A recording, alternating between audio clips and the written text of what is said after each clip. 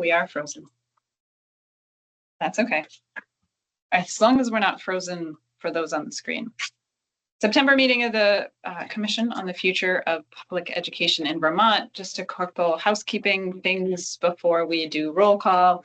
If you are joining us on the screen, it's helpful if you keep your camera off until the point at which you're speaking, and that's just so that Commission members can see who's on the screen and also the audience can see who from the Commission is speaking. I'm going to start with the folks in the room and then call on folks who are joining us on the screen. I'm Megan Roy. I'm the chair of the commission and here as a representative, as former chair of the Act 173 Advisory Committee. This way. Oliver Olson. I'm the Vermont Independent Schools Association appointee. Good afternoon, John Castle, Executive Director for the Vermont Rural Education Collaborative. Jennifer Deck Samuelson, Vermont State Board of Education. Hi, good afternoon. I'm Zoe Saunders, Interim Secretary of Education. Hello, Craig Bolio, Tax Commissioner. Ann Cummings, Vermont Senate. Mike Licklider, Superintendent, Harwood Unified Union School District, and I'm representing the Vermont Superintendents Association. Elizabeth Jennings. I work for Addison Northwest School District as their Director of Finance and Operations, and I'm here representing VASBO, the Vermont Association of School Business Officials. Jay Nichols, Executive Director of Vermont Principals Association, here representing the VPA. Jeff Fannin, Executive Director of Vermont NEA, representing Vermont NEA and its members. Thanks. And Nicole joining us on the screen. Hi, Nicole Mace, school board member in Winooski, representing the Vermont School Boards Association. Thank you. Are there any amendments to the agenda? We have quite a few work session type items today. Is there anything commission members need to adjust or add?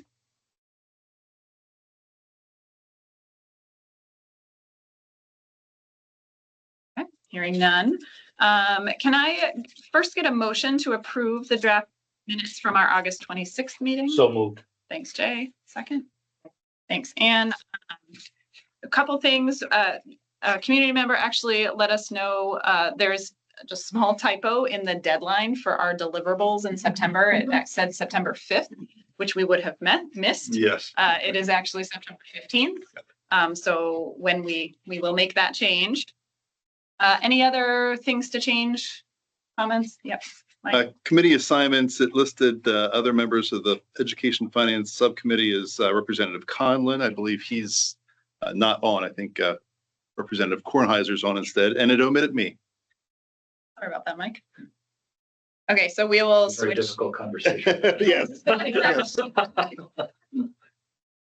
You shouldn't have had to find out. Any other changes? Small thing in the electronic document, the title, it says Pre-Kindergarten Education Committee Meeting, July 14th, 2023. Thank you. Yeah. You're right. It's Yeah. the title of the document. Yeah. It's not actually in what Yeah, you on the see. written one, yeah. Got it. Yeah. Okay, thank you. It's, you won't see it in the printout. It's in the electronic version. Like the title of the document, which I don't even know if it shows up that way on the website, but it's probably good. All those in favor of the minutes as amended? Aye. Like any abstentions? Since there's none, we won't do a roll call. Okay, so we are at the time for the first opportunity for public comment for today's meeting. In a second, I'll ask that if you're interested in commenting at the beginning, that you raise your hand. See how many people we have. We may use a time limit if needed. Just a reminder, this is an opportunity to the commission. We may not be able to respond live. In fact, probably won't be able to respond live to your comment, but we can take your comment into consideration. We may be able to follow up directly. So you may raise your hand if you're able.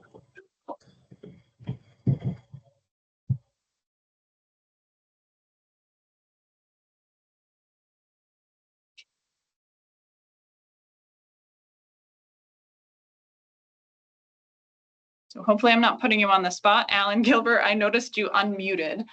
If you are hoping to make a comment, you may do that.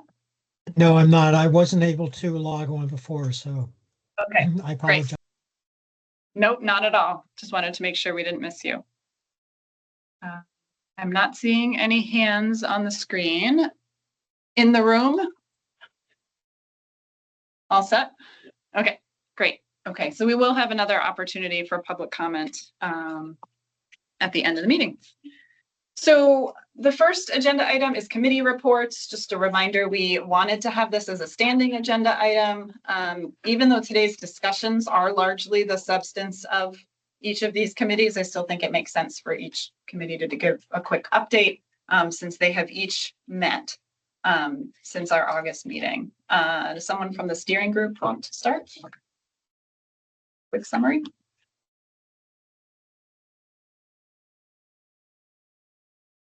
And you're making eye contact with me, which means I'm going to call on you. I was going to do the finance.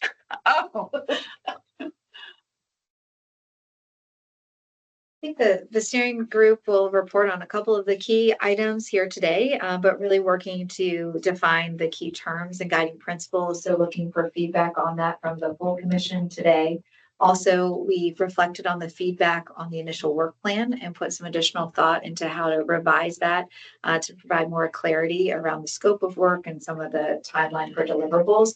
And we'll have a fuller conversation today on those proposed revisions. Thank you. Communication and engagement subcommittee. I'm also on that, so I'm happy to do it, but I don't need to be the one to summarize. I'll give it a try. I mean, Great. we've had an initial meeting. Some of the work that we did is contained in the materials in today's meeting. One of the thought was about consulting, contracting with a consultant to help us do a scientifically valid survey, improve how we engage with the public, and others who want to chime in here, please do, so that we do it in a meaningful way that is two-way. We educate the public and we engage with them. So it's a two-way street. So I think that we're off to a good start. We have another meeting coming up very soon. I forget, next Monday. Yep. Just to tack onto that for the benefit of the public who are listening, we spent a lot of time talking about how to engage meaningfully with the public, and both in terms of providing information, but also big focus on receiving and hearing from the public. And one of the challenges that we're wrestling with is that we have a finite amount of time and a lot of geography to cover, and we're trying to be thoughtful about how to structure that those feedback mechanisms so that there's sort of an equitable opportunity across the state to provide meaningful input. And that's part of the reason we talked about a survey as one means to help ensure that there's lots of opportunity for people to provide meaningful feedback. I think so. Okay. And finance. You made eye contact too early. That's right. Finance committee met. We welcome Representative Kornheiser. If you remember, the finance is the one committee that can have people outside. And this commission, I believe, last meeting invited Representative Kornheiser to join that committee, and we elected her chair. It was a basic formative group. Hi, how are you? Discussion, and our main topic is what is the problem we're being asked to solve. We decided it was how do we provide the quality education that our children deserve at a price that we can afford. And then we talked about a consultant because we were one of the groups that was thought might be able to use a consultant. We're going to, at this point, we're not sure if we're going to need a consultant to gather data or to interpret data or both. So as we move forward, we will be collecting the data that we have and then deciding if we need more and what it is, or if we have the in-house ability to interpret, or we need outside consultant to interpret. I think that was the gist of it. Thank you. Any commission members have questions about any of the committee updates? We did have a short discussion about the age-old what happens in January and how do we mesh the work of this commission with whatever happens in the legislature. And that will probably fall to, I guess there's 3 of us now with Representative Kornheiser to try and hold on to. If I could ask a Yep. question, was there any discussion about a deep, part you talked about a consultant and what the role of a consultant could play? In the act, it talks in a number of places about study or analysis, and yet I don't feel like in our work plan we have anything that really is in depth about, Act 46, 127, Act 73. And I understand the window of time we have now between now and January making any recommendations, but in terms of the scope of our overall committee, it does seem plausible that there would be time to have some further analysis and study. And I know that's, again, it's not explicit in the language, but it seems to be implied when you read the overall bill and the charge of this committee. And I just was curious, the discussion of the finance committee. That didn't come up. It may be because those of us that are in the legislature live with those. They're just part of the background of our lives. But it might be helpful for the whole commission who doesn't live with that to have, some walkthrough of what those require and how that has evolved. Because as acts happen, next ones tend to feed off of them and nuances change. Sure. Great. Thank you. Yep. Thanks. I would just add that we had a discussion about the importance of front loading a lot of that work, particularly that we have to have a report from this whole commission to the legislature by December 15th. School districts are starting to develop budgets already. So we felt that some of us felt that it was important to work quickly so that this body would have enough time to digest the information coming out of the Ed Finance Subcommittee so that we can do our due diligence in putting out a report by December 15th. And I wanted to bring some of that up in the discussion of the work plan. We failed to set the next meeting date, so we will be doodling.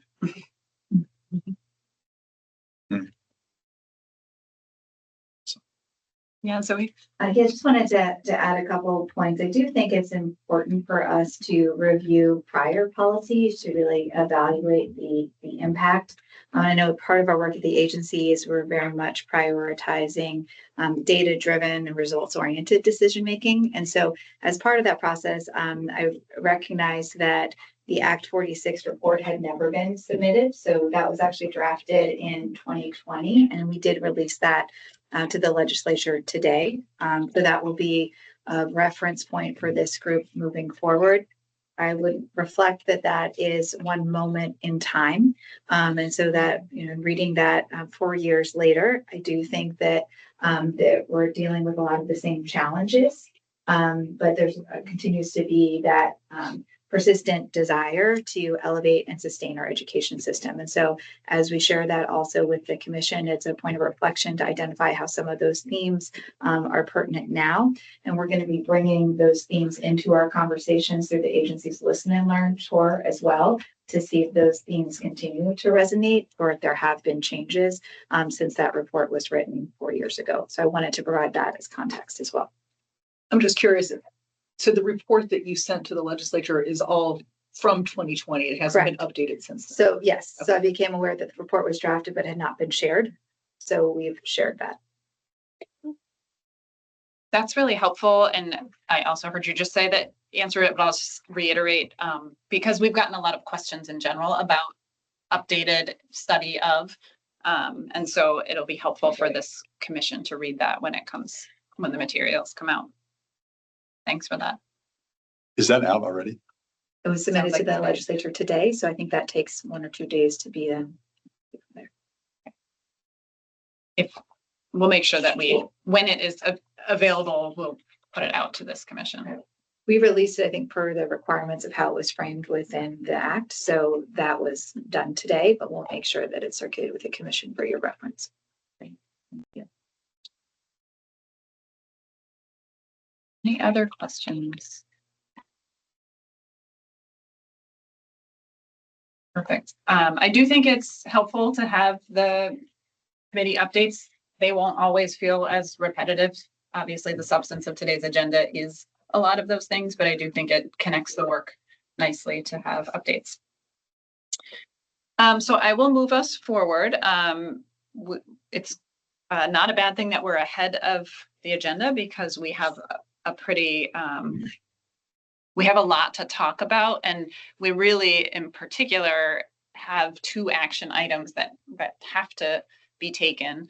And the communication committee, not to get ahead of that conversation, would recommend a 3rd as well. We need to leave today with an action on our work plan because of the September 15th deadline. So just to kind of frame the conversation, and then while we're discussing each thing, I'll have Zoe put up on the screen so folks tuning in that way can see what we're discussing. There are 2 things actually there's 4 documents, but the 2 things coming from the steering group, which is the draft definition of terms and guiding principles, and the revision of the draft work plan.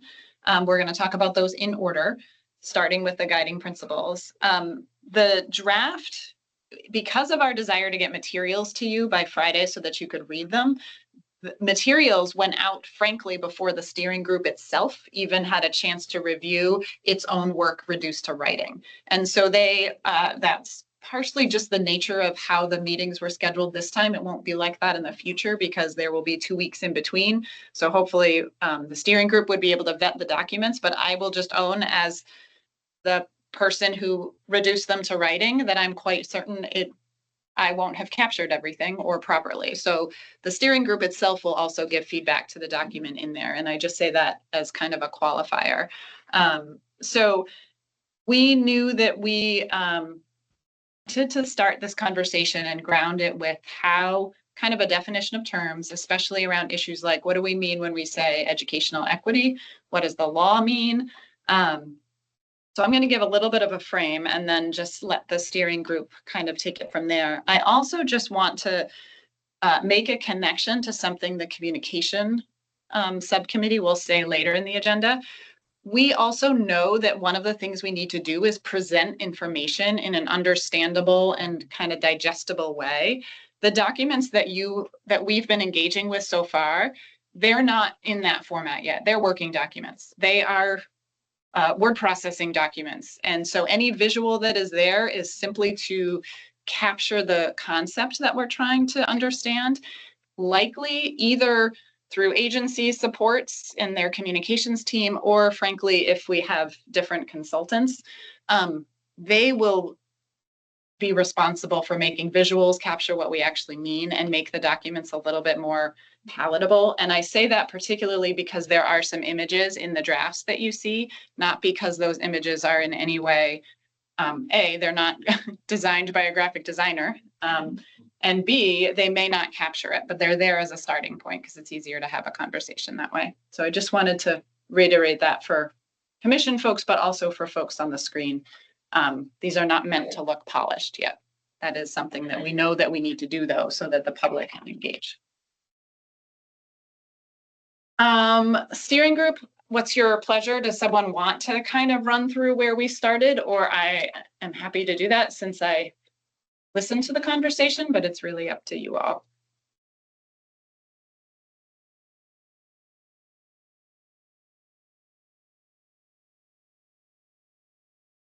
Yes. I'll jump in. Okay. So thanks. I think this is really helpful to have this as a framework. In terms of principles, I feel like I need a little bit more explanation about the center principle of state responsibility and authority. I feel like in so many ways, we are constantly managing a polarity, right, of state responsibility and authority and local responsibility and authority. And I think it's important that we articulate that we are recognizing there's a tension there, there's a balance there.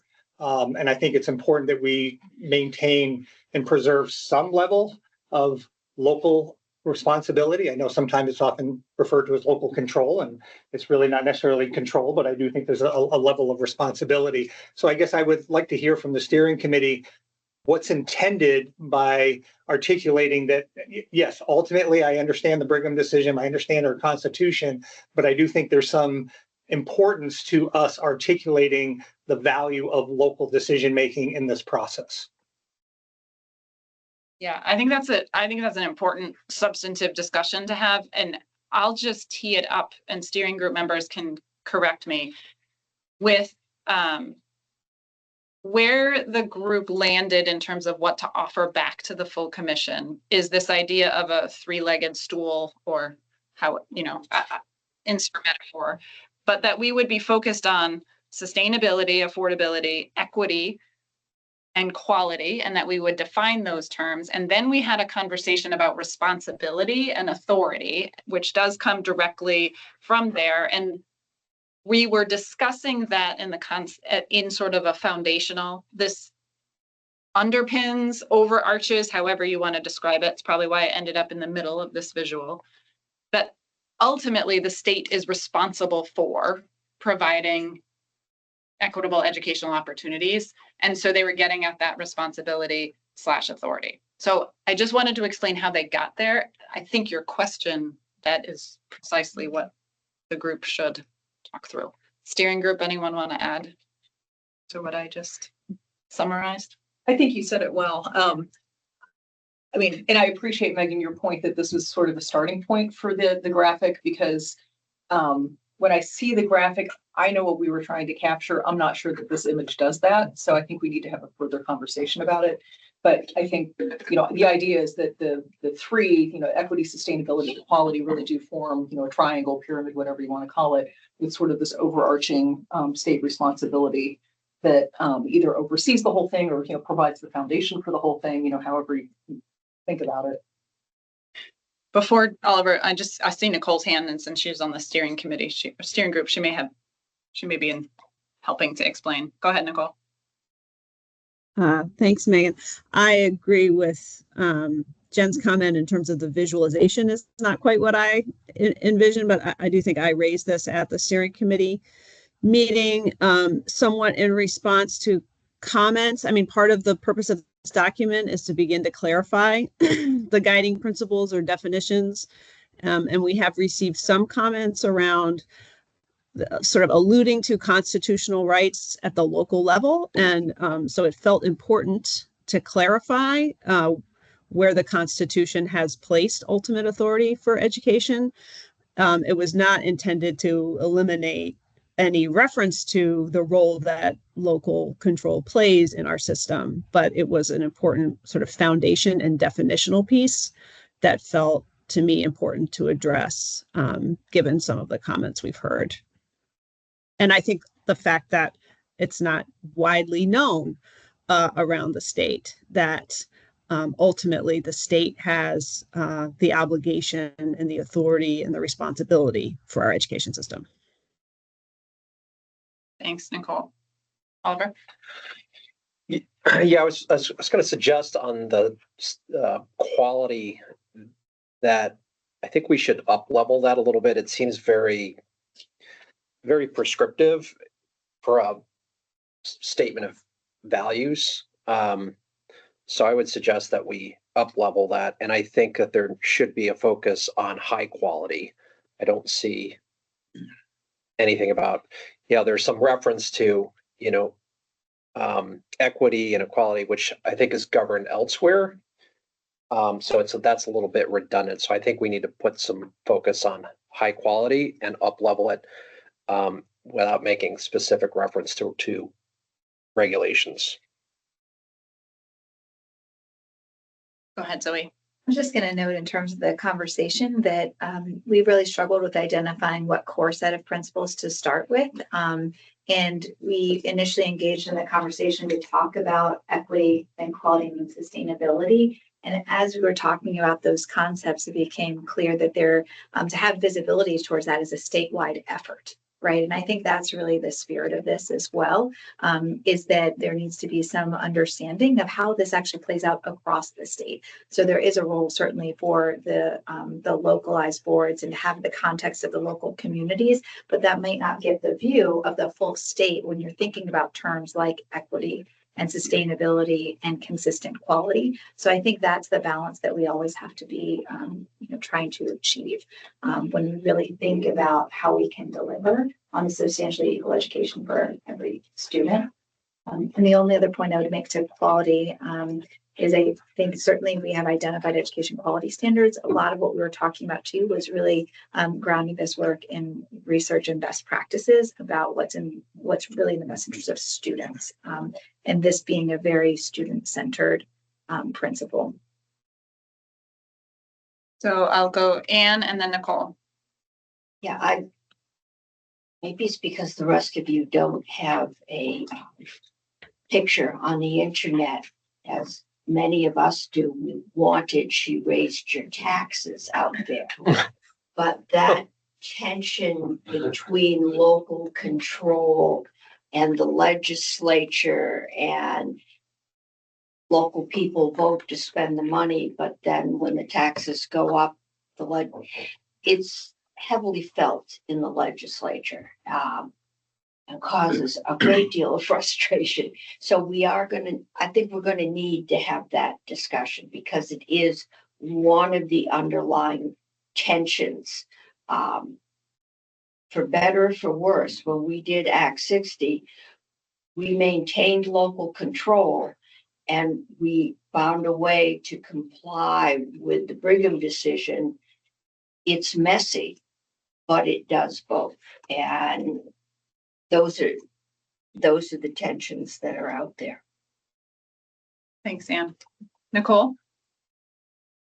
Yeah, I think, and that issue is part of the work plan, right? Like that's what underneath the governance and resources and administration segment, we will definitely need to dig into that dynamic. I wanted to speak to the quality piece. Again, this was the steering committee, I think, attempt to add some clarity at the request of members of the public. What do you mean when you say quality? What do we mean? And I think our point was to say it's not the commission's role to define quality. That has been defined in Vermont through the education quality standards. And we should be relying on that definition of quality as we're evaluating, whether or not the education system is meeting its obligation to deliver quality in an equitable and sustainable fashion. So I think I don't support actually moving away from grounding this work in the quality standards because it felt important to me that it be really, really clear that's where we define education quality in the state. And if people don't like that definition, we need to work on that definition, but it's not the commission's role to redefine what it is we mean when we say quality education. Thanks, Nicole. Jay? I just want to address what Nicole said. And Nicole, you're saying that the educational quality standards is the vehicle for that, correct? I'm saying that is how we have officially defined what constitutes a quality education in Vermont. If folks don't believe in that definition, working through the regulatory process to change that definition is the place to do that, not through the commission. Thank you. Yeah, and I would just reiterate, just having listened to the steering group's conversation, the conversation was about operationally defining this concept of quality and having a parallel definition of that when this is in rule. This is how Vermont has defined quality, and the ed quality standards are actually they're broad enough to not be able to be summarized really briefly, which is why they're here in reference. So just kind of reiterating that. Oliver? I would just point out that we have a number of independent schools that serve students in largely rural parts of the state that have no public school option, that are not governed by the education quality standards. They're governed by a different rule series that encompasses many of the same principles. And that's my point here is I think we're narrowing the focus to a very specific rule when this is a statement of principles. And I think we should focus on the principles and not the vehicle, particularly if it's going to exclude children. Just reference established quality standards. It would be, sounds like there's different governing rules, but I mean, my sense is that the education quality standards are the definition of what students, all students in Vermont are meant to access. I think the fact that there are a different set of rules for independent schools is actually something that this commission is also invited to weigh in on. But I think I think it is difficult for this commission to define quality in a way that's different from how it's defined it for public students. And in fact, if some students in Vermont attending public or independent schools aren't experiencing education that is in alignment with the education quality standards, then that's not what we want. So I'm not sure that a parallel definition is instructive, because I mean, that's my perspective.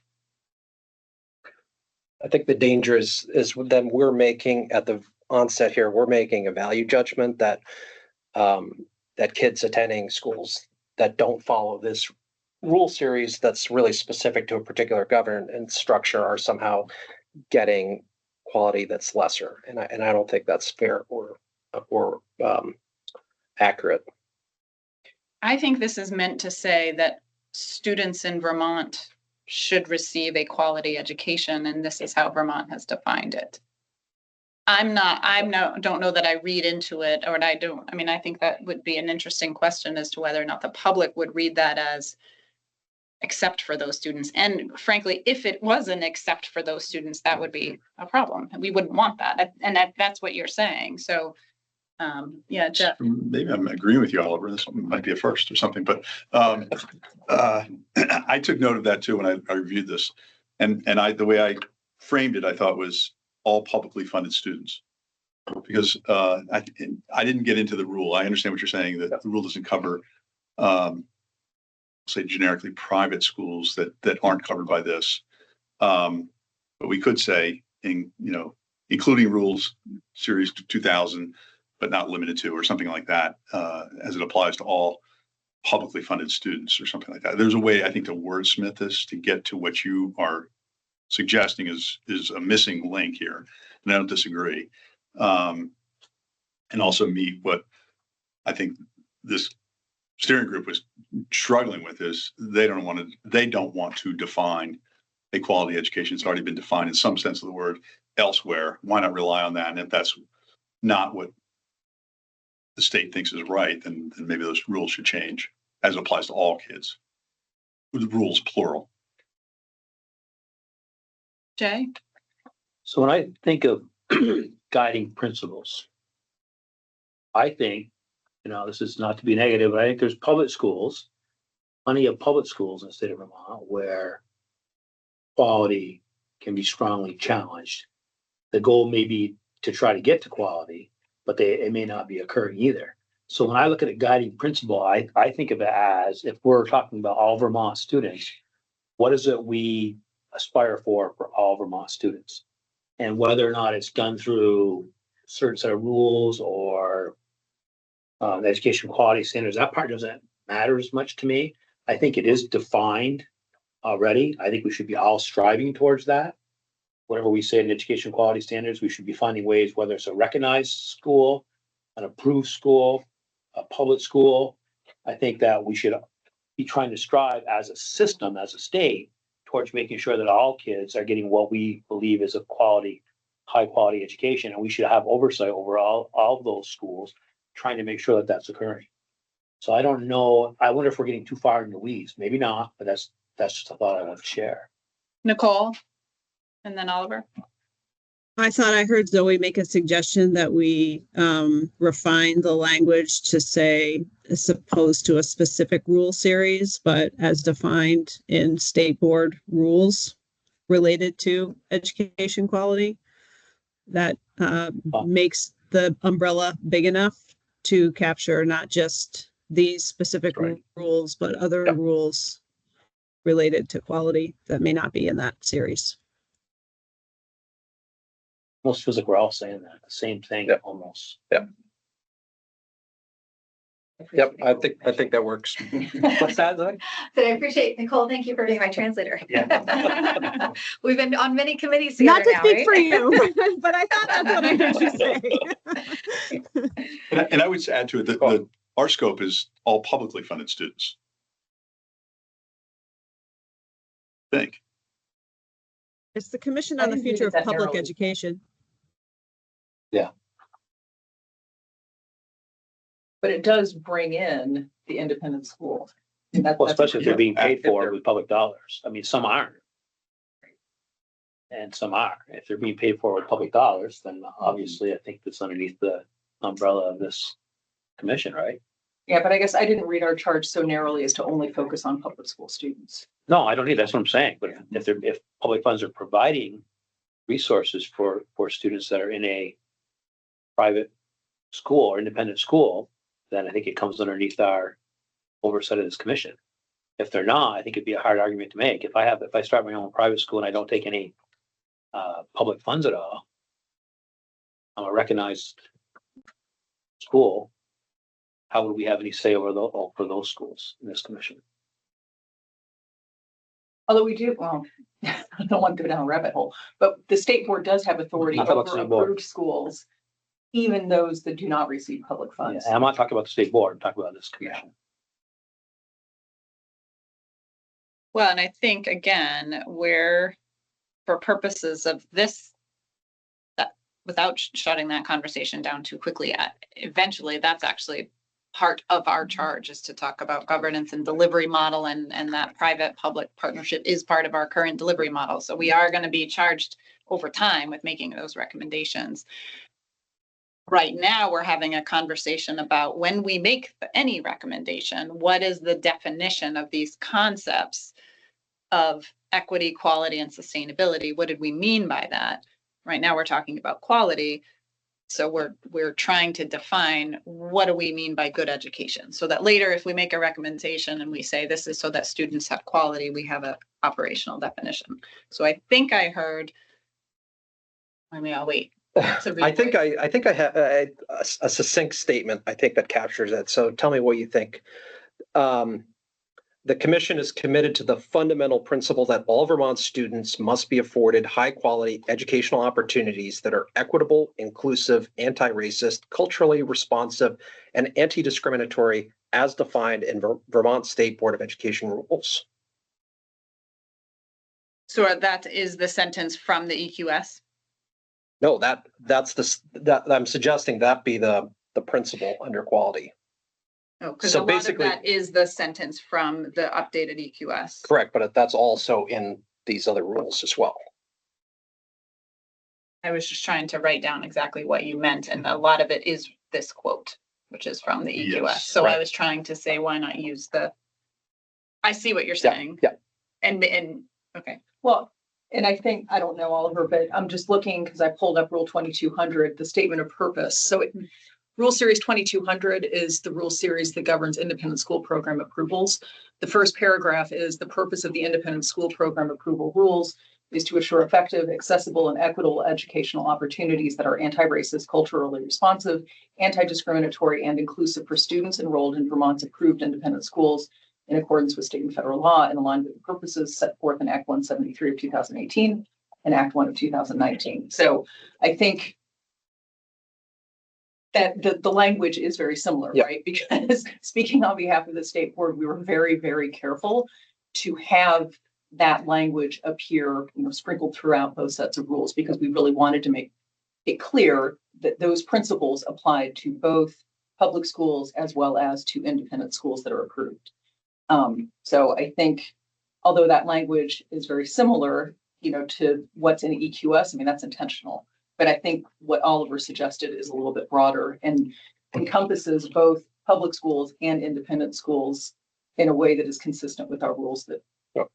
We have updated in response to the legislature. And I deliberately didn't put anything in quotes just to make it.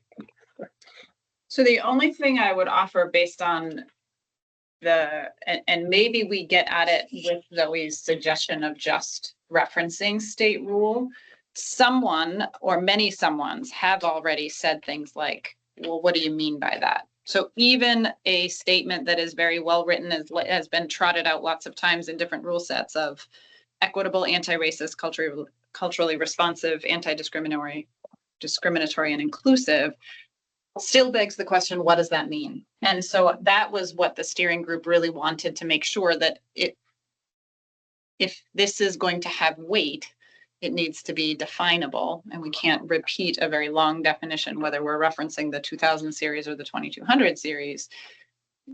So I would put that back into the room. And I guess what I'm asking is the commission looking to just have that statement, or that statement as defined by state board rule? So it's still a change no matter what.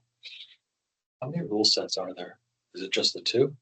They're Related to quality? There's lots, because then you could also argue, we could talk about the special education rules as well. So I think it's important that we not be really narrow and keep it broad. And, the reality is that people define quality in different ways. And I would argue that in any of these rules, you can't go in them and say, here's the test of quality. It really is about the inputs rather than the outputs. And when we're talking about what's best for kids, what really matters is what the outputs are. So I would argue just to keep it broad, and because as soon as you start trying to nail down a specific section in a specific rule, you're going to leave something out. Zoe? I think it's important to know that there are a number of indicators that are built into these quality standards, and they're really comprehensive in nature. Right now, we're going through the process of really identifying proficiency scales for that to really evaluate the extent to which we are meeting those standards, both for district quality and education quality. And what might be a helpful exercise is really identifying those high priority standards we think are really critical inputs and conditions of success that need to be in schools, so that we can really be concrete in how those are operationalized and how those are evaluated in practice. Because I think if we're too broad, we'll miss the opportunity to really evaluate the implementation of those standards and ensuring that there is fidelity and equity across the state. So that takes a little bit more time, but there is kind of a path forward to doing that. And I think it could be quite constructive and getting a little bit more concrete, because at some point we really do need to define, what does it mean? What does it look like when we're seeing quality education in practice in every school across the state? And that's a hard question to answer. We have an excellent framework already established that's been approved through the rule series, and now it's really operationalizing that is where we are. So if you're open to that suggestion, I think one of a concrete next step might be for the agency to come forward with what we might identify as some high priority standards within that, to begin to be concrete in how we're actually operationalizing and evaluating that. Nicole? I'm struggling with this a little bit, because that is not the work of the commission to identify or sign off on what are the priority standards that the agency should be monitoring, or to sort of reinforce that with any sort of definition that we come up with. So again, I think I am urging us not to derail the process of being clear with people what it means when we refer to education quality, equity, sustainability. If the information that is provided to the commission by the agency over the next several months should have links to the standards, to how we define that quality, but I don't want our definition to key off of the work that the agency is or is not doing. Frankly, these standards have been in place for 15 years without effective monitoring in terms of how they're producing outcomes or not. And so I just think this commission our role is not to define education quality. Our role is to, look at a wide array of things. But redefining education quality seems like it could consume a vast amount of time, and it's not what we're here to do. Jennifer and then Oliver. So I'm wondering, if it is a fair assumption that if we have a public school that meets our EQS standards, and if we have independent schools that come before the board and seek reapproval, because we're not doing approvals at this point, but seeks reapproval and is granted that reapproval by the State Board of Ed, are those two facts indicia of quality? I think at this point, we don't have a quality way to evaluate meaning standards. And that is the work that needs to happen. And I recognize that's outside of this commission. But if we really look at this as one of the principles, and there are recommendations around how to fund our system, we do need to make sure that that funding will ensure that quality. So while I don't think it would, the operational element of this should not consume the commission, I think there's some work we can do in just creating that alignment so that we have that basis of comparison as we're making those. Would it be fair, and I'm assuming that you don't have the methods in place for the EQS because those were just enacted. They're not even effective yet for another year. But I guess ultimately, long term, is the goal that public schools satisfy the EQS, that we could assume that those schools are providing a quality education. Right. So even though we don't have that process in place yet, I'm kind of wondering if as a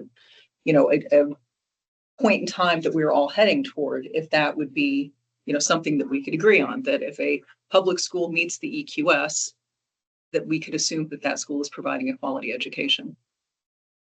I would just caution that as we think about short-term strategies, we're going to need to be thoughtful around implementation, education around quality. So I'll just keep that. There'll be a parallel process that the agency is doing to be clear on how we can actually measure and give assurances to that.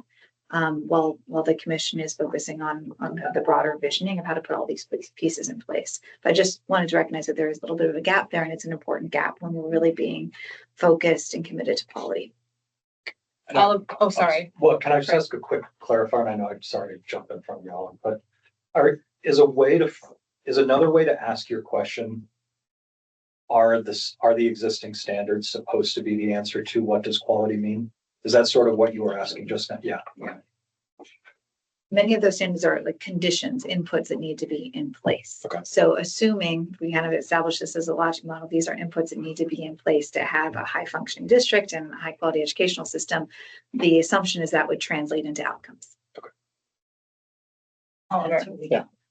So I just want to push back on the notion that, quality is something that's already out there, that's defined, that we should just put to bed and walk away from it. Because I think part of our charge is to hear from the public and hear what they consider to be quality. And we've already received public comment from people who have expressed concerns about quality in their local district.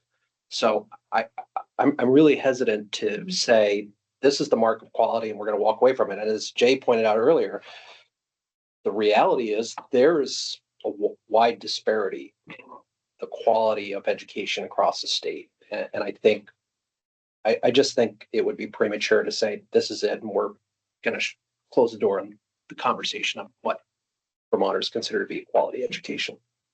Can I ask a question of that? Oliver, I'm not disagreeing, but how is it then that your proposed language doesn't do that in some small way? Or I think one thing that is missing in the current draft that I still strongly advocate for is we should insert the word high before quality, right? We should be striving for high quality. And then I think we need to hear from Vermonters about what they consider to be high quality. And part of this is going to get into some really challenging conversations around, do people want more buildings with fewer opportunities, or do people want to have more opportunities and fewer buildings, right? There is a definite, some might disagree, but generally speaking, there's a correlation there. And that's going to be part of the conversation. So I think we need to keep an open mind about how we're defining the mark of quality. Can I ask the question back to the commission in a different way, which is, we are creating a set of our own operating principles so that we know what to vet whatever we're going to recommend against. Does the revised version of this give us what we need to do that? So the revised version, without trying to wordsmith in the head, is high quality education using equitable, anti-racist, cultural, some of that language, and it's referencing state board rules writ large as opposed to different. That's what's been talking around. So I would have your conversation be less about whether or not our role is to define it, because our role may be to define it as part of our work and delivery system. But really what we're doing right now is saying, do we have what we need to do our work? And does this definition of quality, this conceptual definition of quality, get us there? Anne? I'm not an education professional, so I'm swimming in very new water. You and me both. Yeah. Ask a tax question. But we have a limited amount of time, a limited number of people, and a massive charge.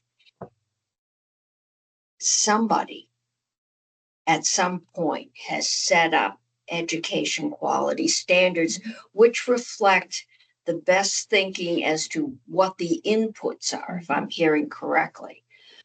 I think when I've heard complaints, it's been the outputs.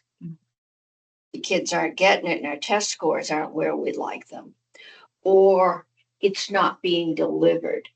I'm not getting the classes, or my child isn't getting the classes they need, or we can't get the teachers to deliver. So I think it's, if we get focused on redoing the quality, we can get bogged down in that. I can see us spending 2 years having that discussion with the public, especially if it's not grounded. I mean, I know what I'd like my kids to have. I also know what I can afford to have my school deliver to my kids. You just ask me what I want for them. I'll give you a very different answer than what I think the reality is as to what can reasonably be delivered. And that's where our issue right now is trying to deliver the standards that we presently have at a price we can afford. And if we get bogged down in a very minute discussion of rewriting what is quality, I've already heard, oh yeah, the legislature punted, they didn't do anything, when in doubt, study it. And I'm sure that isn't the vision for this group. So I think at some point, it's going to be less than ideal, but we've got a foundation. And I'd rather talk about why aren't we getting the outputs that we hope to get with the inputs? Are we not putting it in? Are we not able to get the teachers? Do we not have the training? I know there's all kinds of discussion about how you teach reading. I think it would be more constructive at some point to just say, yeah, this is the foundation we've got, and unless we find a big crack in it, we should move forward. Mike? Well, I would say for someone who's not a practitioner, you did a pretty good job of summing up what I was thinking. Kids through the school system. Well, and I think my comment was just rereading the charge of the commission. I understand Oliver's concerns and comments. I think we need to stay with a broadly defined, established definition of quality. I trust what the State Board of Education has done over time. And as I look at the charges, I was looking at the ensuring that students are afforded substantially equal educational opportunities in that efficient, sustainable education. So someone who works in standards and that piece of quality, I would be concerned if we started tackling more detailed issues, because I think we have enough work on the other side already. So I would be comfortable with something that broadly references the educational quality standards that are in place, and because it is an important part of what we look at, and I'm sure we're going to get input from the community on what they see as the quality of our system. I'd offer that both points are valid and exist, right? The standards have been established with a lot of thought and based on best practices. And there might be perception that certain schools or districts aren't meeting those quality standards. And I think that actually is part of the conversation. Is it a resource-driven issue that they're not able to deliver on that? Is it training? Is it programming, right? So I think maybe because it sounds like we're kind of cohering on the fact that there are standards established, but that they may not be implemented with consistency. And there may be different interpretations around the degree to which they're implemented with the highest quality. And I think those conversations can exist at the same time, with the standards providing the framework and the engagement allowing for that input to be able to kind of establish the gap between the standards and theory that is put into place and kind of what has been enacted in action and implemented in the field. That makes sense. So I think the theory is established in action and practicality. There may be variability with how that's being implemented. Nicole's hand was up, and then Craig. Nicole? I think the last sentence of the proposed definition sort of gets at that.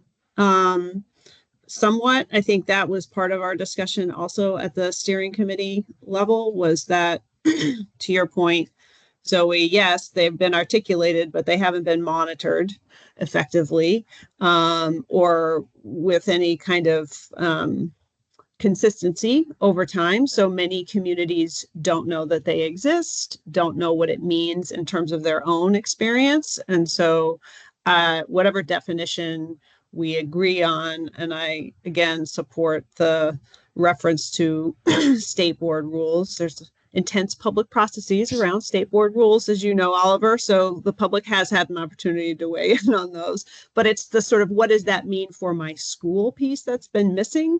And that I think we need to continue to push for as Vermonters, really, to say, okay, how do we know when we're getting quality education? So I don't think that sentence gets it exactly right, but I would want some sentence to acknowledge that dynamic that Zoe just articulated. And maybe building off that, I think, not being an education professional, sometimes I don't know what I'm talking about, but I think that the charge of this commission would be, if we get to the end of this process and feel like those standards are not the right standards, then it would be our recommendation that that process, that already existing rulemaking process, adjusts. Right. So I think, Oliver, if I'm understanding your point correctly, you're saying, hey, let's just not shut down the conversation. I don't know if it feels like to me that it does, by saying the commission's committed to high quality education, quality education. Here are the established quality standards right now. That's not saying these are for sure correct. It's just saying these are what we have that have been created through the process that we have to do this.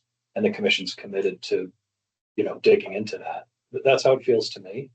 And so it feels like it reaches both of the challenges that we're trying to do. I agree with the not having to define it from the ground up, but also not having to shut down the conversation on what that means. So I. Let's try again. That was very. Right on cue. Right on cue. Thank you. She's like, got trained for my voice. Mute the text commissioner.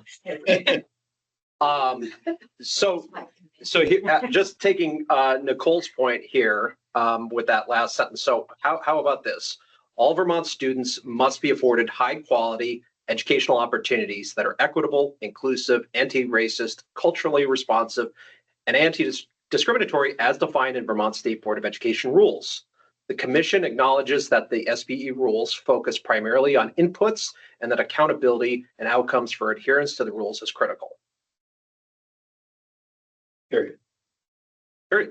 So folks comfortable with that? So The only addition, I think it needs to be all publicly funded students because that's our charge. We're talking about public education, public. I don't know that we ought to be exploring.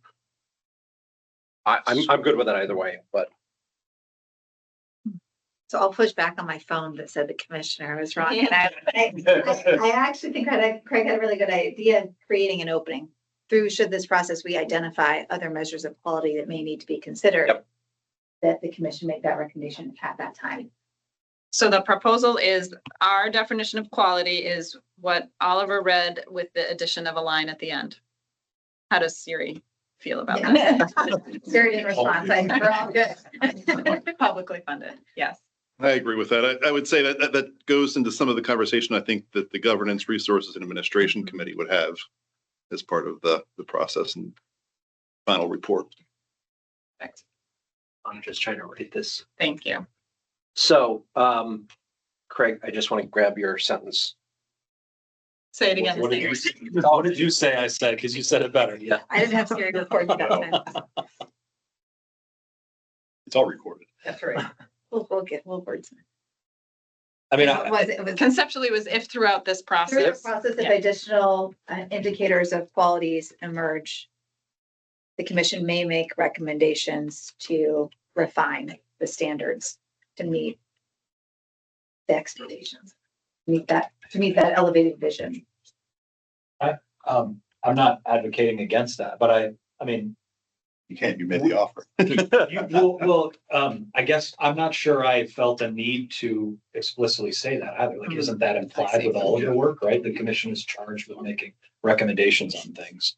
So the only thing I would say there is if we specifically say we might make recommendations on this, we're not doing that in all the places we might make are we boxing ourselves in? I don't know, but as I was saying it, I was sort of saying maybe just conceptually how we handle it as opposed to explicitly saying it, but I'm also not against that if people feel it's important to explicitly say it. I think that's a good point. Kind of like we can create other committees as defined as needed. Right. Right. Yeah. I mean, it's kind of that. Right. And the law says we can make other recommendations as needed. So So I added publicly funded and then struck the I just wanted to ask a clarifying question with regard to where it says accountability and outcomes for adherence to the EQS.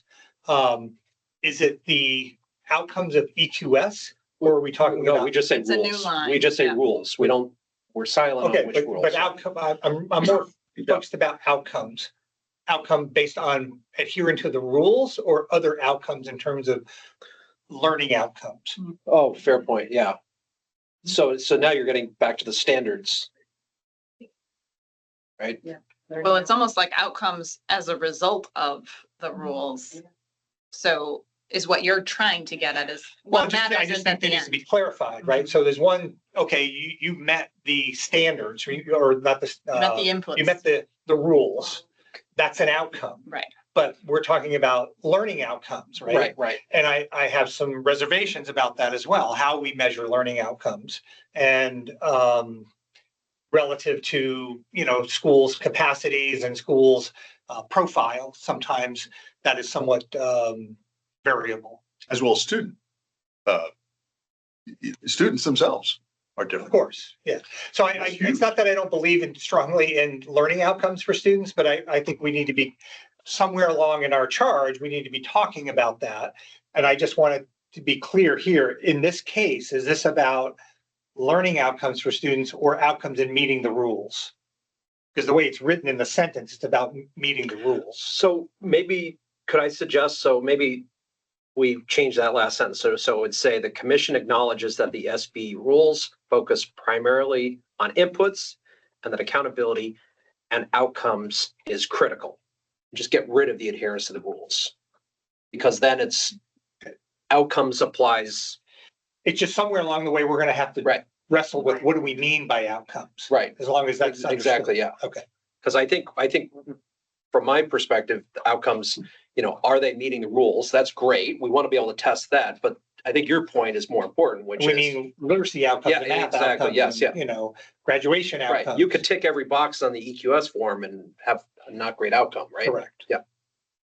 Anne and then Jennifer? No, I was just thinking, layperson, what you want to see are educational outcomes. The average layperson doesn't know the rules, doesn't care about the rules. They just care that when their child finishes education, that they have acquired a certain level of knowledge and skill, however you want to define it. This gets into things like portrait of a graduate and those kinds of things that schools are working on now. Yeah, there should be a basic level of skill. If you're graduating and you can't read and you can't write, then that begs the question, what are we doing? I mean, at some point you've and I'm leaving it to the educational professionals to define what is that standard. And the question is, are we meeting that standard? Can everybody that gets a college diploma read, write, and do math to X standard? If all that means is I took 3 classes in this and 4 classes in that, and I still don't know the difference between a noun and a verb. And remember, I came when we used to diagram sentences, my wonderful love, that, you know, just from a public perspective, that's what they're interested in. Can everybody that comes out do this standard? The rules are a tool to Yeah. make sure Right, that kids to get can read there. and do math. Right. I wonder if Oliver's last sentence, it just said, if you could add the word student before outcomes. I was gonna say school accountability and student Right. educational Like outcomes. somewhere, Oh, yeah, right, Yeah. exactly. that, school accountability and, student outcomes or educational outcomes? What's your pleasure? Student educational outcomes. I would say student outcomes more broadly, but that's because it's. Yeah. Right, not just Social- educational. social, emotional. Right, Yeah. Right, yeah. exactly. Yeah, yeah. So the commission acknowledges that the SB rules focus primarily on inputs and that school accountability and student outcomes are critical. And the proposal is that that would be our definition of quality. Well, that would be the second sentence. We still have the first one. Yep. Right, yep. Yep, All- sorry. I Yeah, just meant sorry, yeah. Your whole paragraph. Are you, in doing that, are you accepting that it is the school's responsibility to provide the mental health and behavioral services that some people say should go back to somebody else? My sense, that question shouldn't be directed at me, it should be directed at the full commission. As an individual, I would say that that is written broadly enough that it would still allow us to talk about responsibility of, right, because what we're saying, right, exactly. Yeah. But that's my We're all sense. responsible because we are, at some point, the state. It's a democracy. So I'm more of a visual learner. Would you mind reading the whole statement again? Yes, Just yeah, so. yes. Yes, all publicly funded Vermont students must be afforded high-quality educational opportunities that are equitable, inclusive, anti-racist, culturally responsive, and anti-discriminatory as defined in Vermont State Board of Education rules. The commission acknowledges that the SBE rules focus primarily on inputs and that school accountability and student outcomes are critical. Thank you. Jennifer? So to the point about accountability and outcomes being critical, we don't specify who is responsible for meeting that, which it's undefined. And I think that gives us some room to breathe here, whether it's school responsibility or, whether we shift things out of schools to other agencies. So I think there's some room to breathe there. Do we feel that definition, and I'm not saying otherwise, I'm just asking, do we feel that definition answers the question when somebody says, what do you mean by quality? That we can point to that and say, we defined it and we feel comfortable with that. I think as much as we can, right? So I would go back and say, if you point to any of the rules and you say there's quality there, I think people would, the average layperson would look at that and say, really? Which section in here defines quality? The average person, the average parent probably talk about courses, Exactly. programs, electives, and kind of the community of the school. Yeah. And defining that in terms of quality. So that's why I think when we go back to the quality standards, there's a framework for evaluating that. And I think we're going to have a little bit more work to do down the road in operationalizing that, because financial decisions will impact the ability to deliver on those things that our parents and students are likely evaluating more than the standards that will feel a little more esoteric. It's amorphous. I think that's the challenge. And I would just actually, yeah, I think I'm just repeating what we've talked about, but we already have heard through the comments we have gotten that people would have different answers to. You used an example of fewer schools with more offerings versus smaller schools with fewer offerings. There's disagreement about which one of those things is better. And so I think the way that we have that writ large is probably what is appropriate for right now.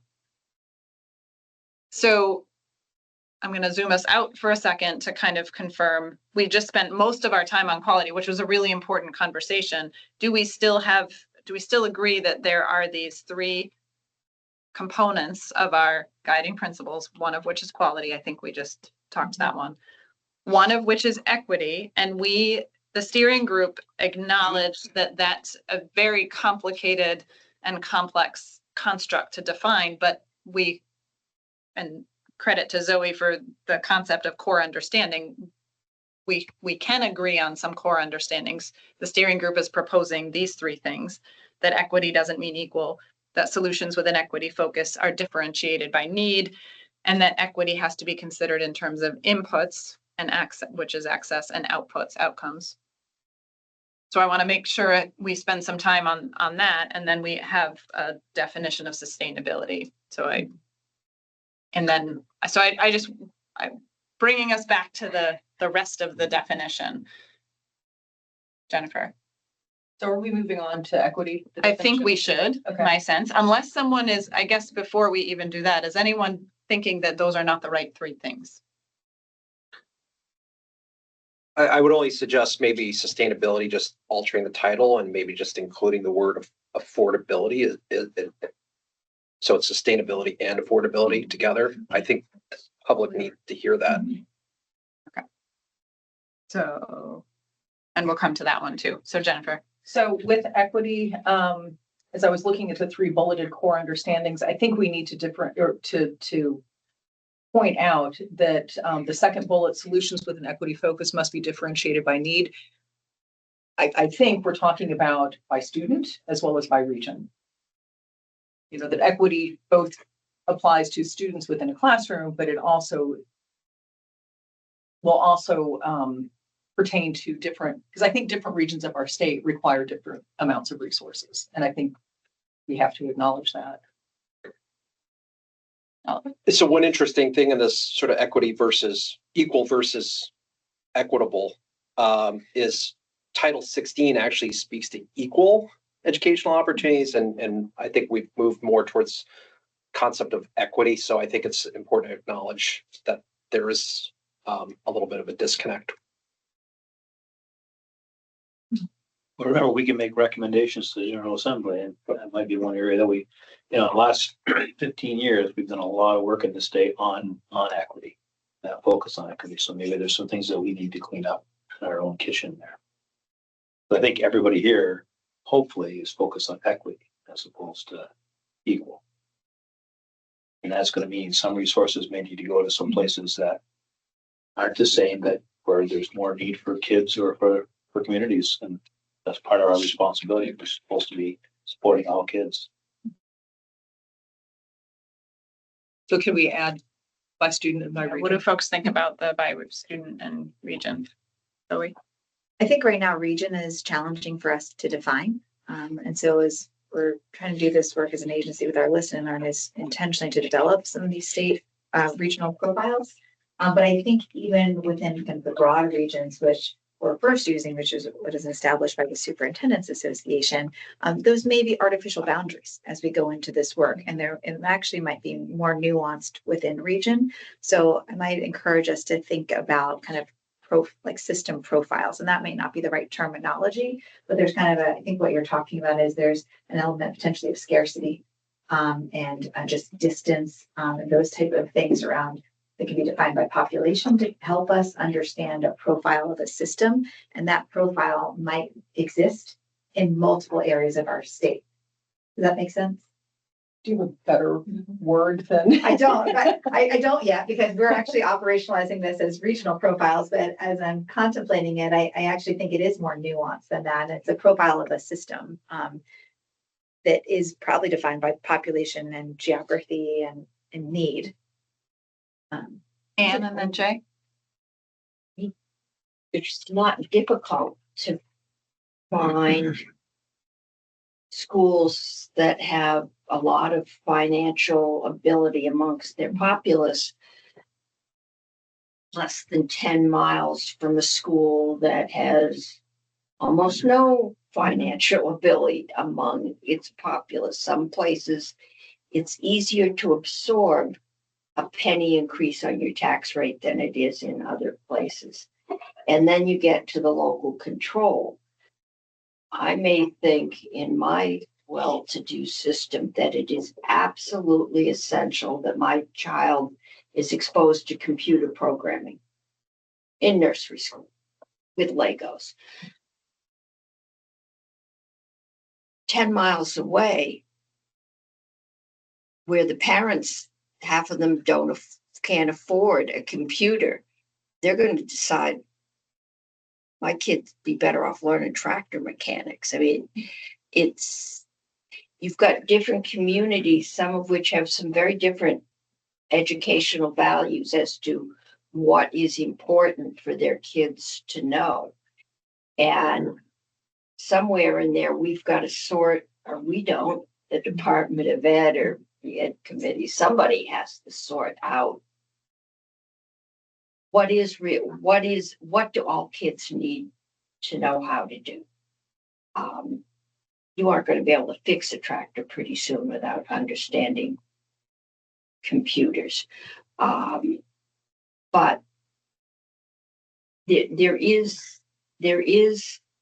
a great deal of difference in understanding what is the outcomes that are important and what you want for your kids within different districts, frequently within different pockets within the same supervisory union, within the same county, So just the same region. Bringing us back, we know we have to get at that question around delivery, and because there is, I think, going to be discussion about the basic set of skills that all kids have access. I mean, part of that is what the agency defines for us. I want to bring us back to Jennifer's question is about, is it clear enough to say differentiated by need without a qualifier? And the qualifier she's proposing is student and region. But so that I just want to bring us back to, this is really just about this statement about, we're trying to make sure that our definition of equity, that it's clear that we need to differentiate it by need. Jay? Yeah, that's where I was gonna go too. I think that the way it's stated, solutions with an equity focus must be differentiated by need. To me, that's enough for a guiding principle. Guiding principle doesn't mean we have to get way down into the weeds on this. I think we're saying here, what people are gonna need in different places or different times, or different kids within the same school will be different. And we need to do everything we can to provide those resources to those kids at that time.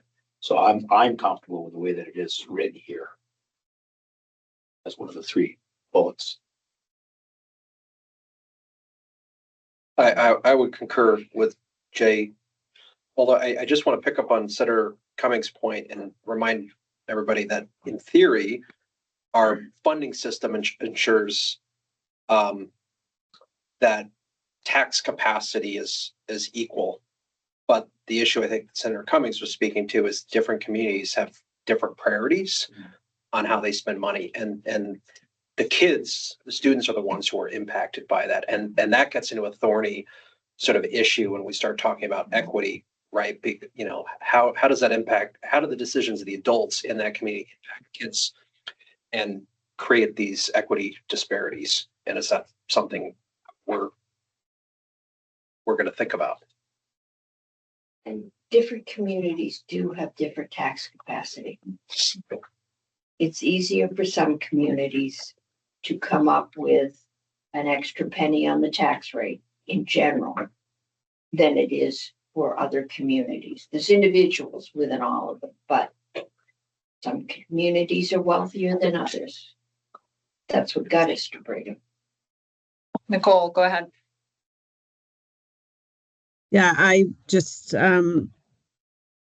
as you were speaking, Oliver was reflecting on tying it back to the discussion about education quality standards. Act 60 had two components. It was equalizing access to educational resources, tax capacity being the mechanism by which we measure that, and monitoring education quality. So it's not just how much money you have, it's how you're spending it. And we have not focused enough on the quality piece, which we've exhausted, I think, that the conversation for today. But I agree with Jay. I think the statement around equity is good the way it is. I don't think once we start to differentiate what type of equity we're talking about, we would generate very quickly a pretty long list beyond region that we need to be paying attention to. So I think keeping it short in this case is a good move. Thanks, Nicole. Any other thoughts or things missing from the equity portion?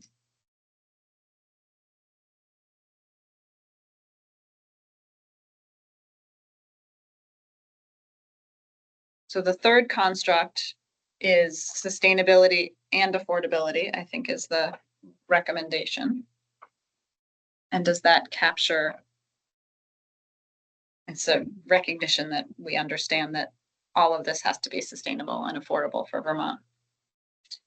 Minor tweak where it says education funding system. I think it should say education finance system, because that encompasses both the ways and means and the expenditures. Mike? Mine's more of a question for the steering group. Right after that, it talks about inputs and outputs. Inputs, revenue sources, uses of it, fund, et cetera. But outputs is defined as cost containment. I'm not really understanding the intent. Thank you. I had the same question. Just I think the cost containment is in the charge for the finance committee. We charged with bringing back legislation.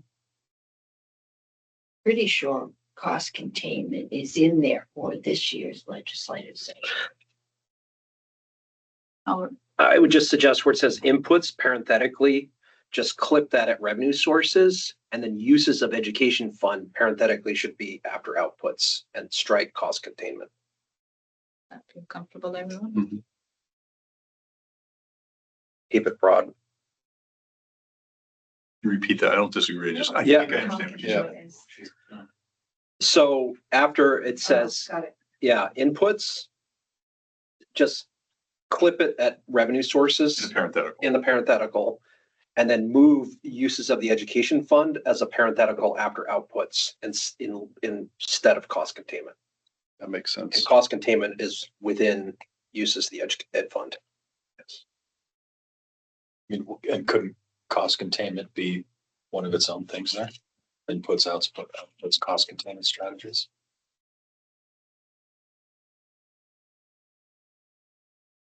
I think it's a piece of it, but also there's also cost drivers, which is the concern. And I'm more looking at our overall charge and like quality not being too specific yet, knowing that cost containment is part of our initial short-term charge. Yeah, I think we're trying to say our guiding principle is sustainability and affordability. We will have to talk about how to get there, which will likely include both cost containment and revenue. It will include all of the above, but I think from a guiding principle standpoint, we're defining that as both sustainable and affordable.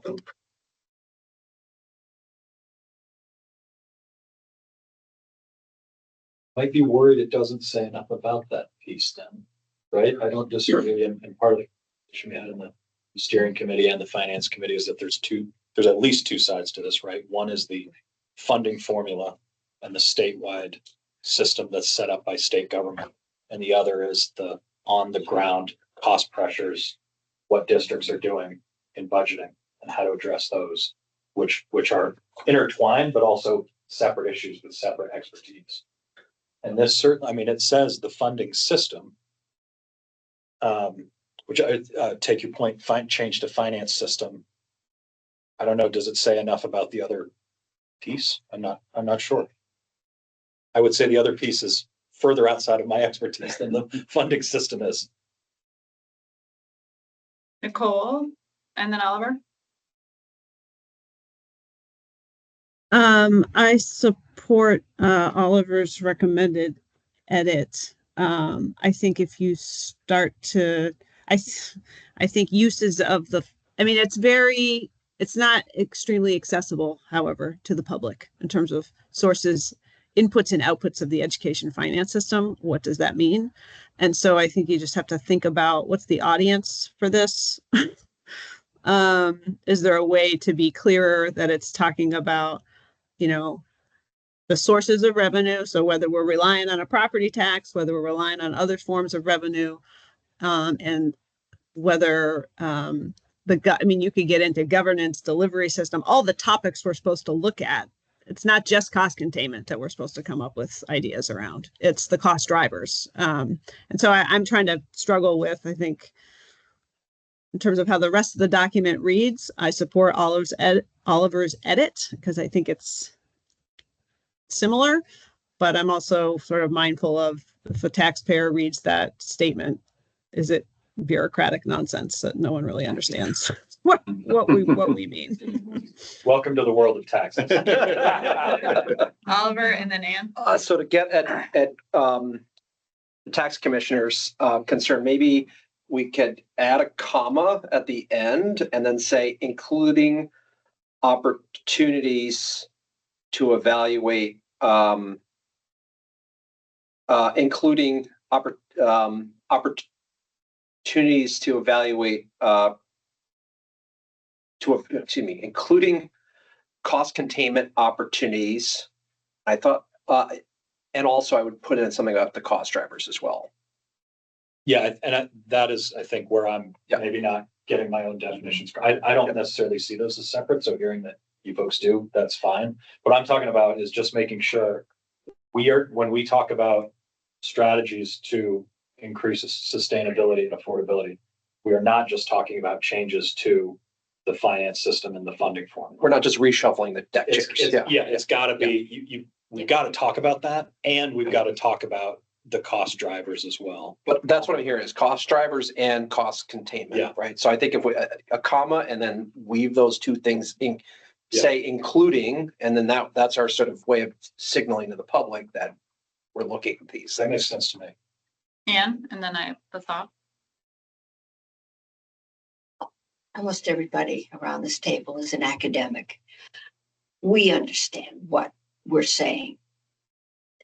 The average person that writes me an email is going to look at this language and think it's just another study. They're throwing 5-10 letter words around.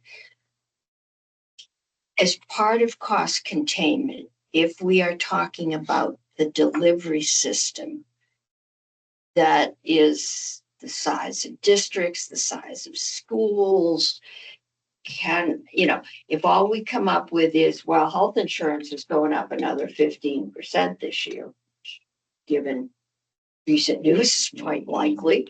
And that's a cost driver, and therefore, everything's going up 15%. That's not going to help. Because some people aren't going to be able to afford the $1,000. Their property taxes went up this year, never mind another $1,000 next year. We need to be able to signal that we are looking at everything, and that perhaps one of the reasons you can't afford 8th grade French is because you need to pay a teacher to teach 4 kids or 3 kids. And that's a very, it gets back to the fewer buildings, more services. It's even beyond buildings, it's fewer students, less services, because you need to pay your teachers a living wage. You need to pay them, the prevailing wage. We have a teacher shortage. We should pay them more. But you can't afford to do that if you're only getting paid by the state for 10 kids or 5 kids. And that, if we are including that in cost drivers, then I think that that's something we have more control over than the cost of health insurance. So I'm going to bring us up again and also try to move this forward because we have quite a bit more to dive into. We've added the question for the commission is this enough to ground us in our decision making? So we've added sustainability and affordability, and affordability implies affordability. There's the question really that it sounds like people are talking about is it important for the phrase cost containment to be in there?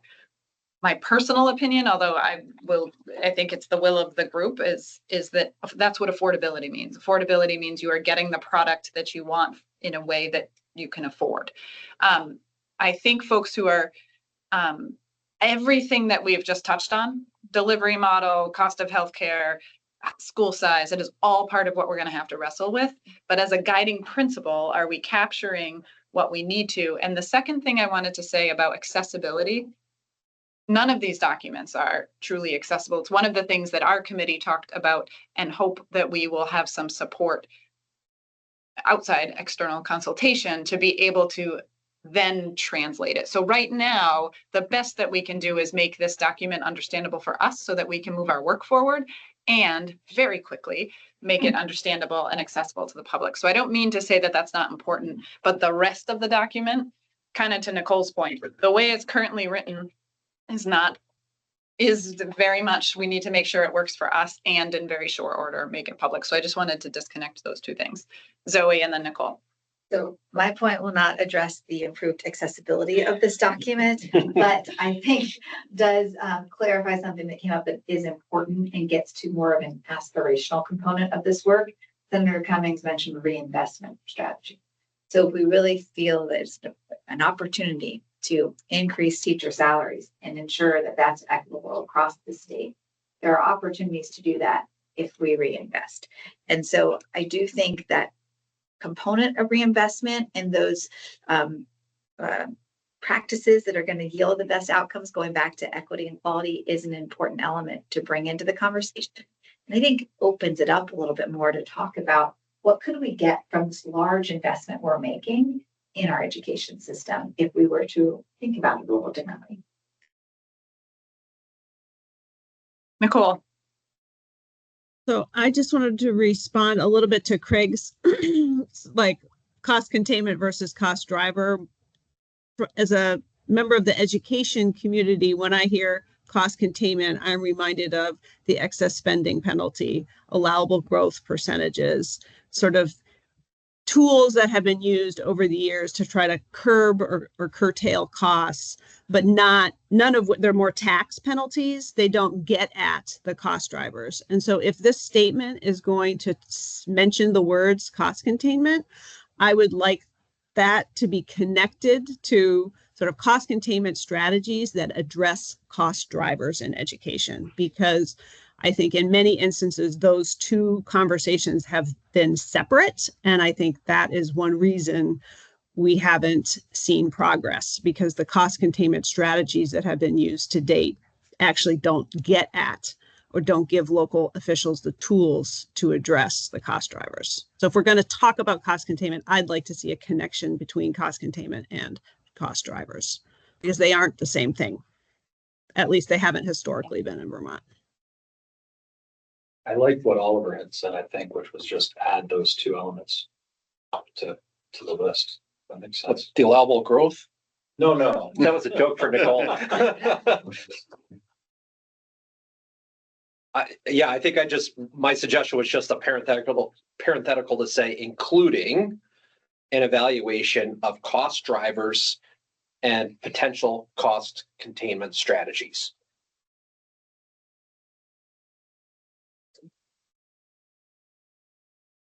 And what I'm asking for is a connection. So cost containment strategies that address cost drivers. There we go.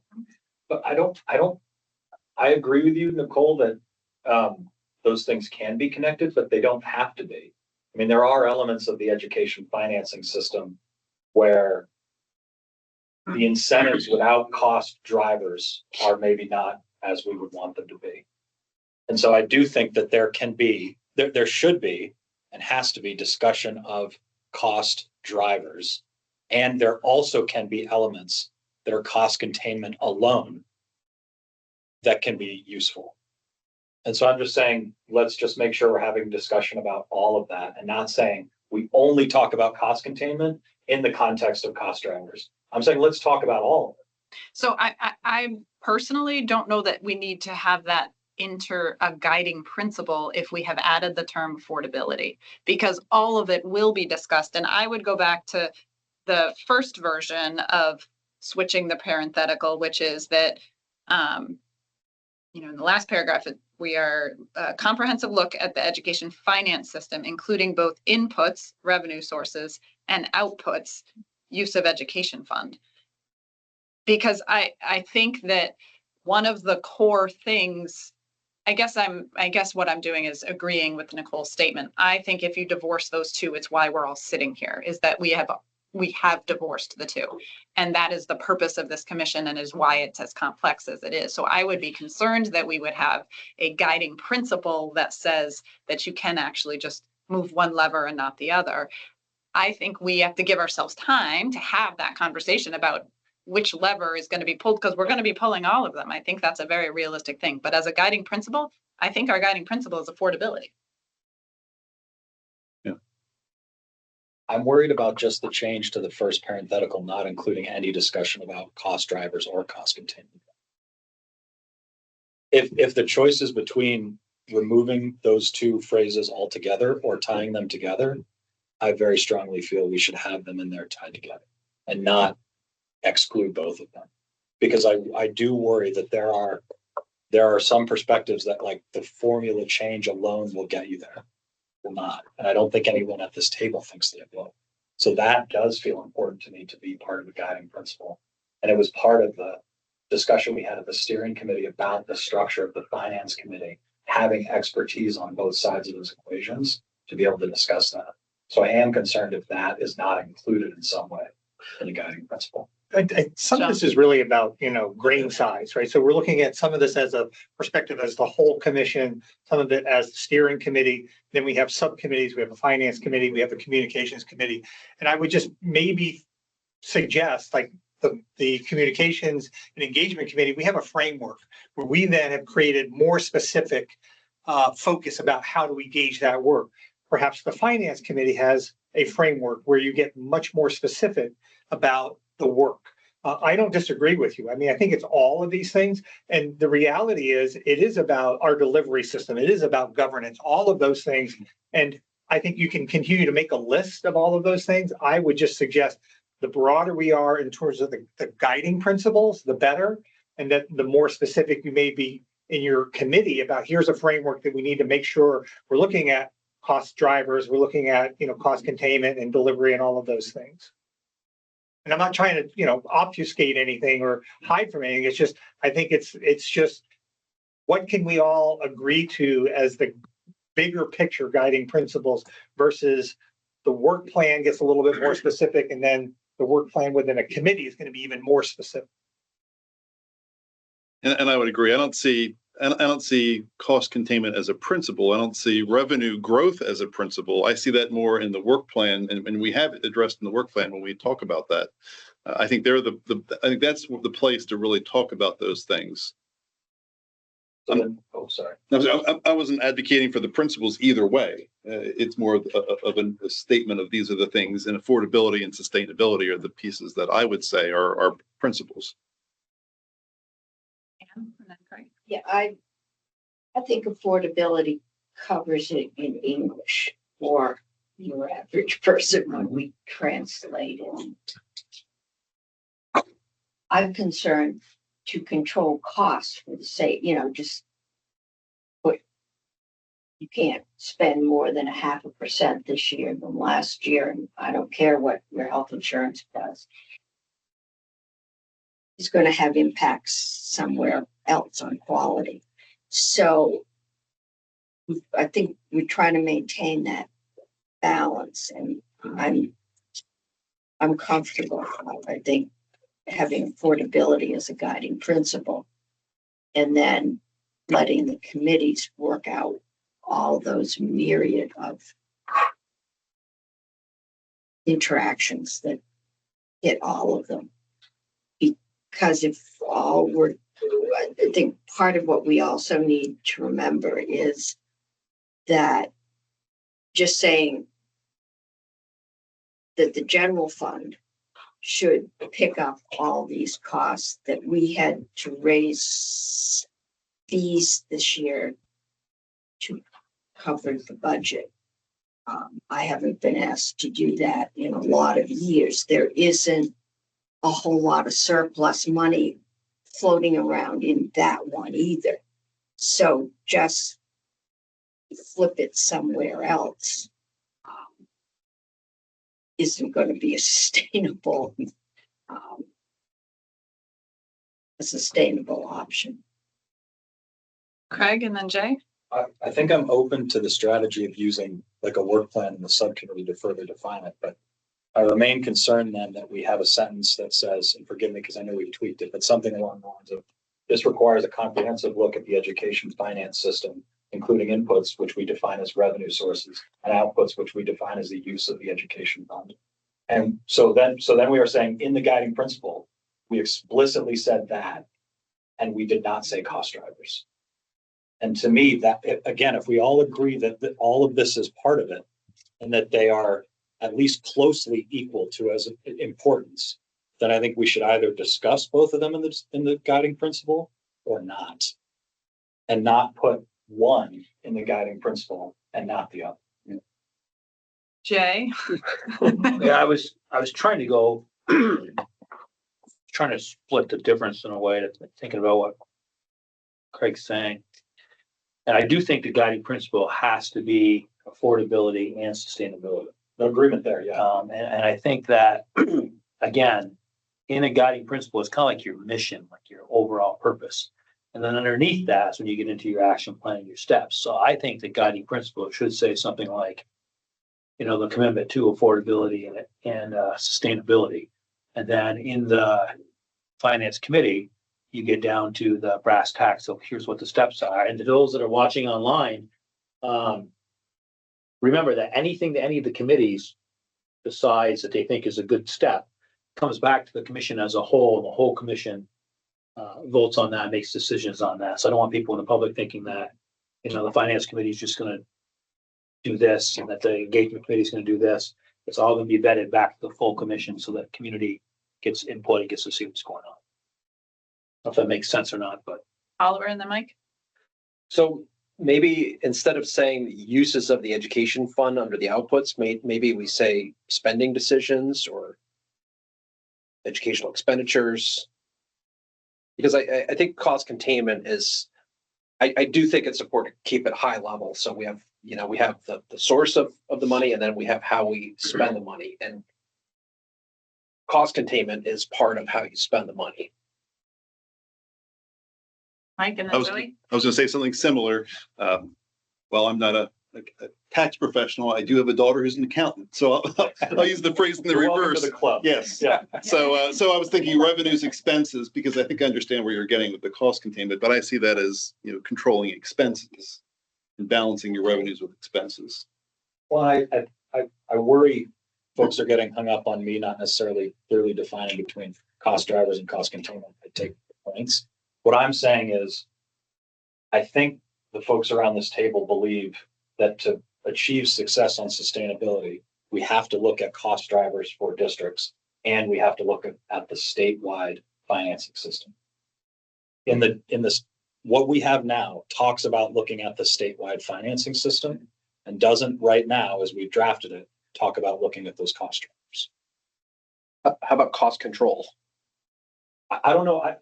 I've tripped over me defining things in a way that you folks may don't, and I'm not intending to do that or scuffle on that. So I don't want to be the one who defines that.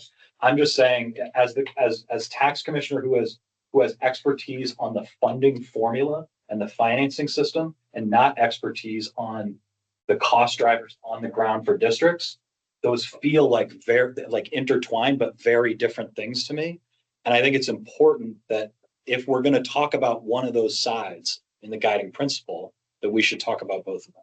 Or I think we shouldn't talk about one of them in the guiding principles and let the finance committee drive those details. I just know that as I've engaged in this conversation over the years, I'm not sure that both sides have always been part of that conversation. I want to make sure that we don't fall victim to that in this commission. And I worry that if we speak about just the funding formula in the guiding principle and not talking about the cost drivers, that we're at risk of that. But we're not, because we struck funding and replaced it with finance, which implies both sides of the ledger. Okay. Zoe, and then Yeah, I would recommend, I recommend that when we describe the principle for sustainability and affordability, we do that with the same level of specificity that we have with quality. And I would argue that as we're looking at quality, we were pretty intentional about being very descriptive in what we meant, and then also referencing established standards. So I think if there's confusion from the tax commissioner around how this will be interpreted, we should kind of pause and think about how to make sure that this is as specific so that there's a general understanding of what the scope of what we mean. And if there are any sort of standards or things we might reference, that could be helpful as well. But I think what you're talking about is there's state level changes, and then there's more at the local level, and making sure that that's clearly communicated, I think is a fair request. So my suggestion was a little bit more in alignment with where we had been going, which was, and it may be a version, Craig, of kind of striking more than anything else. So my wondering was whether or not it says this requires a comprehensive look at the education finance system, including how we generate revenue and how we spend education. So, right? So that it is very clearly on both sides of the ledger. It's also, frankly, a little bit more accessible. It is not perhaps as defined as the others. So I like that a lot. I think it's very clear. How do you feel about that? That's what I want to know. I'm good. Are you seriously? It's important. It's important. I'm serious. I'm sorry to have spent so much time on this, because again, not being in the education space, and I'm tripping over some of the definitions that you folks use. I'm realizing I might be in a spot where I'm the only one who feels this way because I'm not thinking of the definitions correctly. So I appreciate that, but that's what I'm worried about, is just in my little spot of the tax department world. I feel like this is an issue that has been tripped over repeatedly. And so I just want to make sure we're not at risk of that. I feel comfortable with what I just heard, and I'm also comfortable with everybody shaking their head of like, yes, that gets us to both sides and understanding that's what we're talking about. And so that makes sense. And I appreciate everybody's patience. I was gonna make another suggestion, but I actually like yours better if you don't mind rereading it. okay. I think. If I wrote it the way I said it, which is. How can you read that? Can you read your own You writing? can't read this? All makes sense to me. This requires a comprehensive look at the education finance system, including both how we generate, I wrote money, and how we spend it. There may be a better word than generate money, generate funds, raise money. Well, maybe to Ann's point, though, keep it simple. We are talking about raising money and spending it. Plain English. That is accessible to all, I think. Here at the table and outside.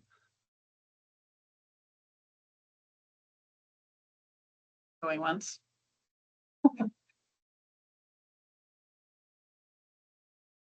Okay. I think we've reframed our definition of equity, which did not change a lot, actually. Because we're really, really 10,000 foot on our core understanding of equity. Quality, I did not take every note because we are going with the final version of what Oliver read around the definition of quality. And then sustainability and affordability with the change to the last sentence. Folks, comfortable with that? Yep. John? I'm still struggling with the state. I was going to come back there. Didn't want to lose that. Nope, not at all. So we're good with the 3 pillars, stool legs, whatever. I also suggest that we strike any visual until we have someone who's actually expert in marketing and defining things. So I think we would just strip the visual. I think the steering group wanted to help the full commission understand that we see those 3 things as critical. So I'm recommending that we ignore the visual or have someone else design it.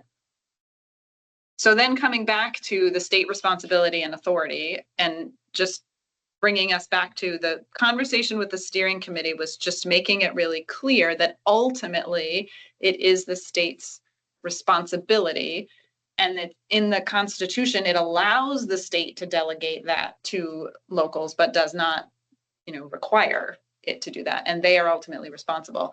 I think the conversation to be had is there a way to add a statement here, if it is true that the commission values the balance between the 2? And how would we articulate that?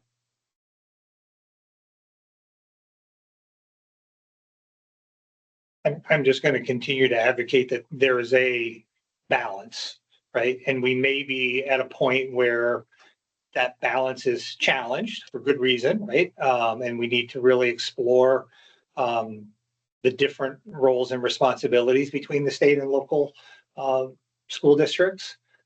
But I do think there's a value in recognizing the role that local school districts play in making decisions. I think that's part of our democratic traditions in this state. I think that's part of a belief in public education and the public good, that people have some responsibility to make those decisions. And I think we have to be careful about eroding that and being too quick to say we can find solutions in a statewide level quicker than we can find solutions by deferring responsibility to local taxpayers and school boards. So I just think it's a really tricky balancing act for us. And I think we have to acknowledge that. And I just, the current optics don't work at all. And I feel like even just the statement, again, I don't disagree with that and very much believe in our Constitution and the Brigham decision. But I think we also have to champion that there is a value in cultivating and supporting continued local responsibility. I wonder, at risk of, well, I'll tell you what I'm trying to do is balance. We're not going to be able to define exactly the right balance right now, but also don't want to not say it's important to us. So I don't know that this gets us there, but if there were to be a sentence at the end that says something like the commission continues to explore the balance between state and local decision-making,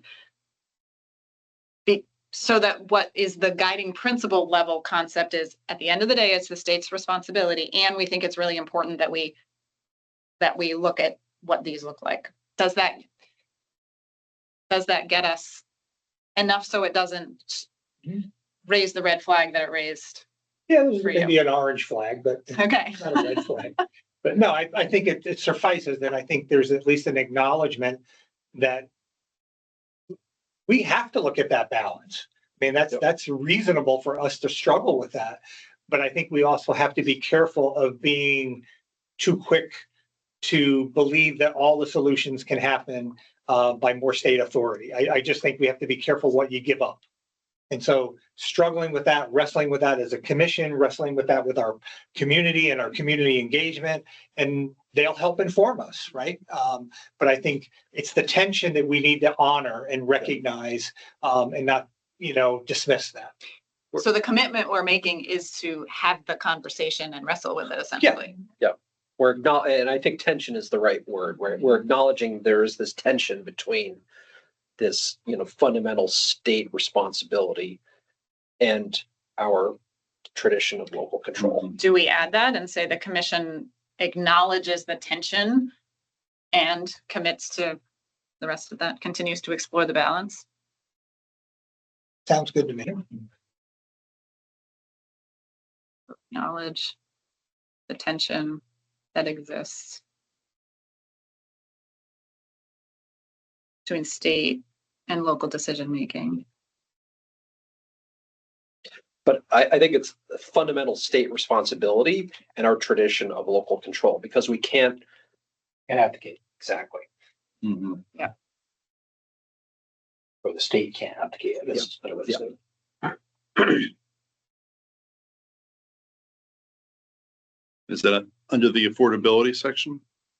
It's the overarching, it's not one of the three. Responsibility? State responsibility. Okay, It would okay. be added to the end of that paragraph, because that paragraph is largely a quote.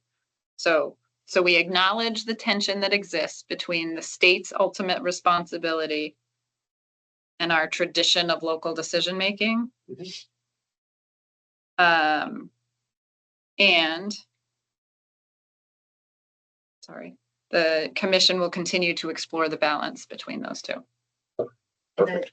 I think Brigham changed a lot of the foundation. I mean, we used to have local decision-making and they raised their money on the local tax base.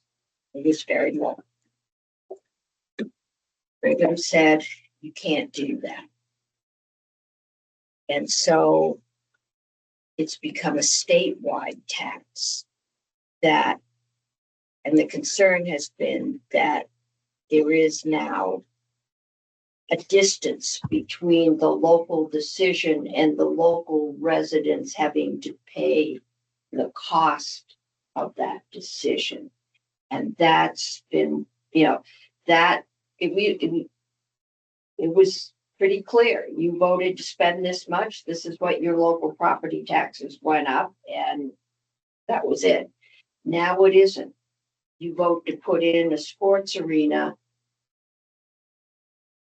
Your spending on that is going to get folded in to the entire statewide, and it will in some sense be shared by everyone. So I think we do have to acknowledge that tension and acknowledge the concerns that people are removed.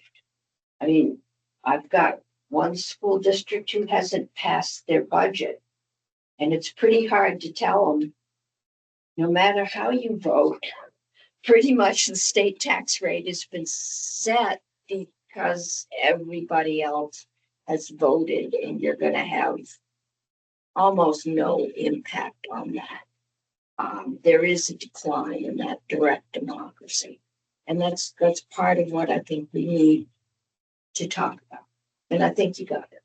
Zoe? I think as we wrestle with this and think about the tension, it might be helpful to maybe kind of shift our terminology a little bit from local control to local accountability to the shared goals of education for our state.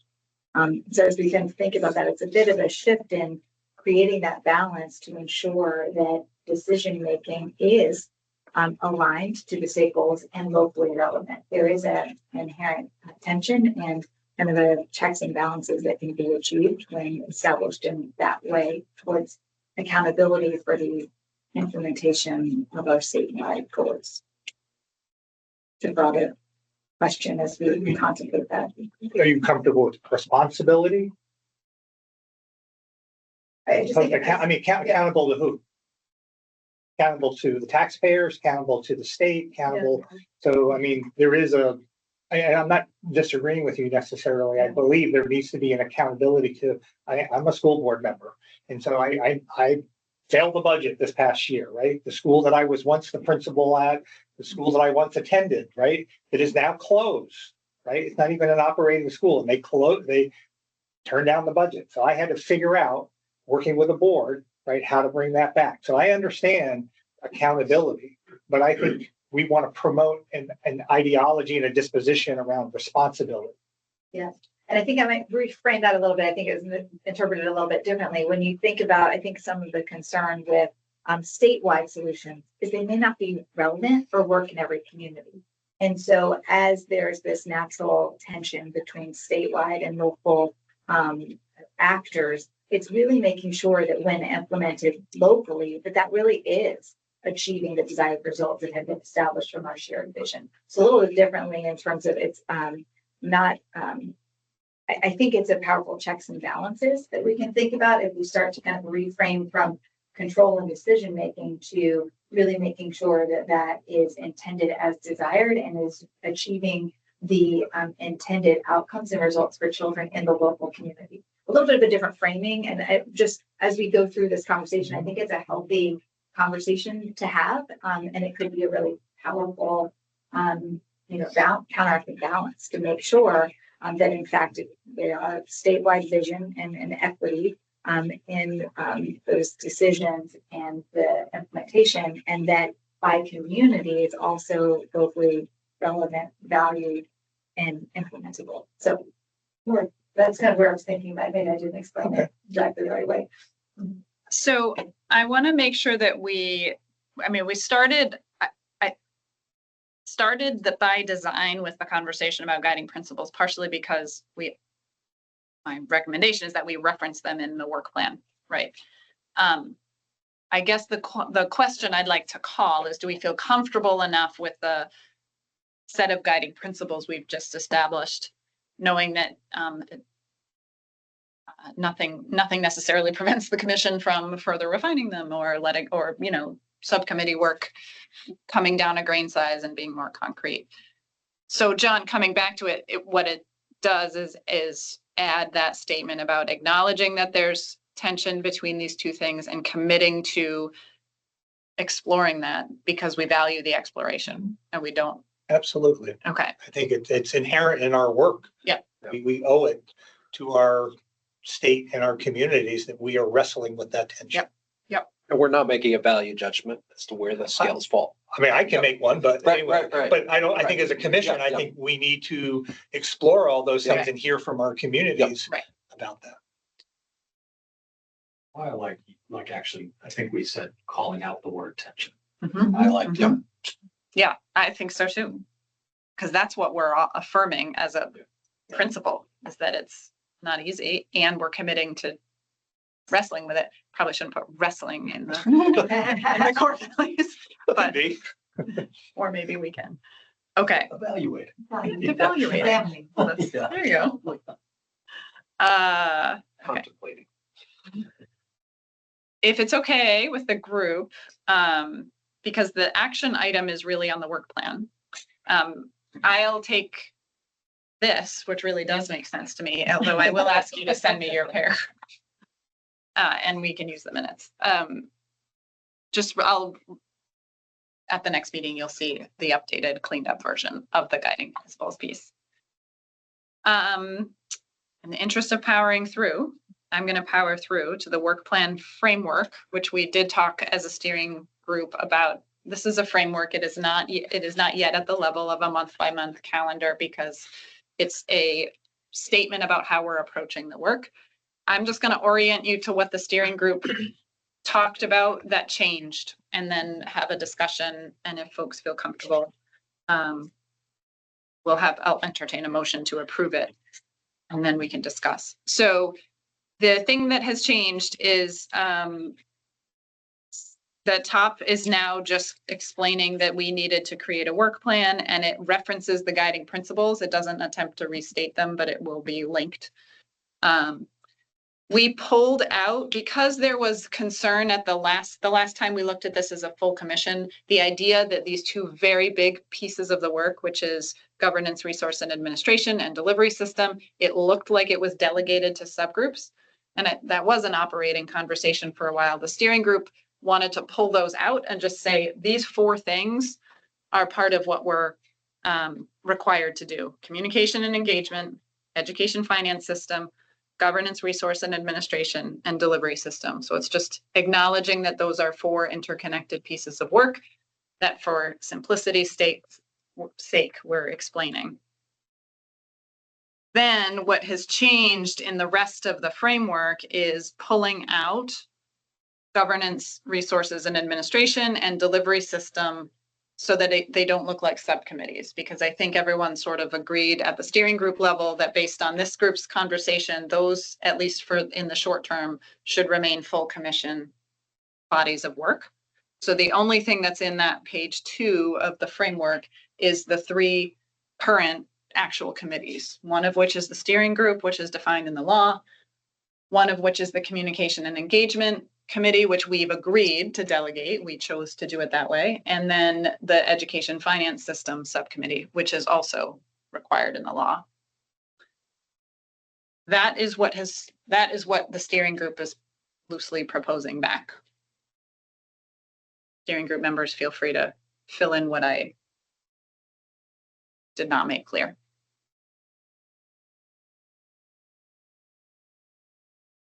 I propose one little change under guiding principles on page 1. It's written, this framework was developed with an understanding of the commission's guiding principles.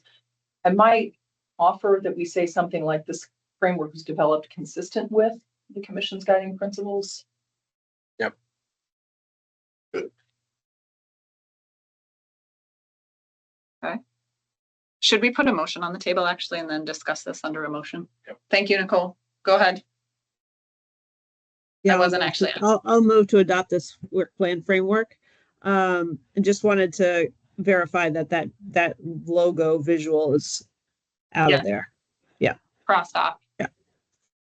Thank you for that. So there's a motion on the table. Second, and let's discuss. Let's reiterate my Yes. suggestion. Consistent with the commission's guiding principles. And strike the logo. And strike the logo.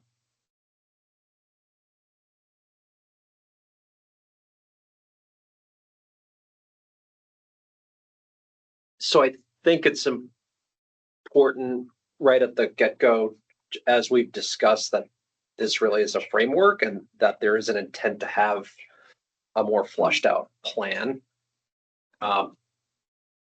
Because otherwise you're reading this as a framework and then it says the statutory requirement is to have a work plan. And somebody's going to look at this and say, this is not a work plan. Yeah, I think that first line was attempting to say, we have decided that this satisfies the requirements. We may not articulate that clearly enough. Maybe we just need to say we've agreed as a commission to further outline the specifics. Exactly. I think basically this is our start. This is a framework to start the planning process, and there will be future iterations that will be set the expectation that there will be a more fully developed work plan. Essentially, I think is important.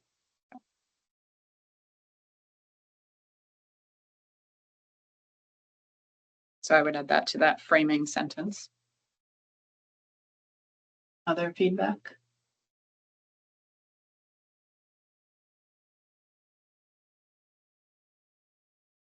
I just wanted to voice something I mentioned at the beginning of the meeting, and I also mentioned at Ed Finance.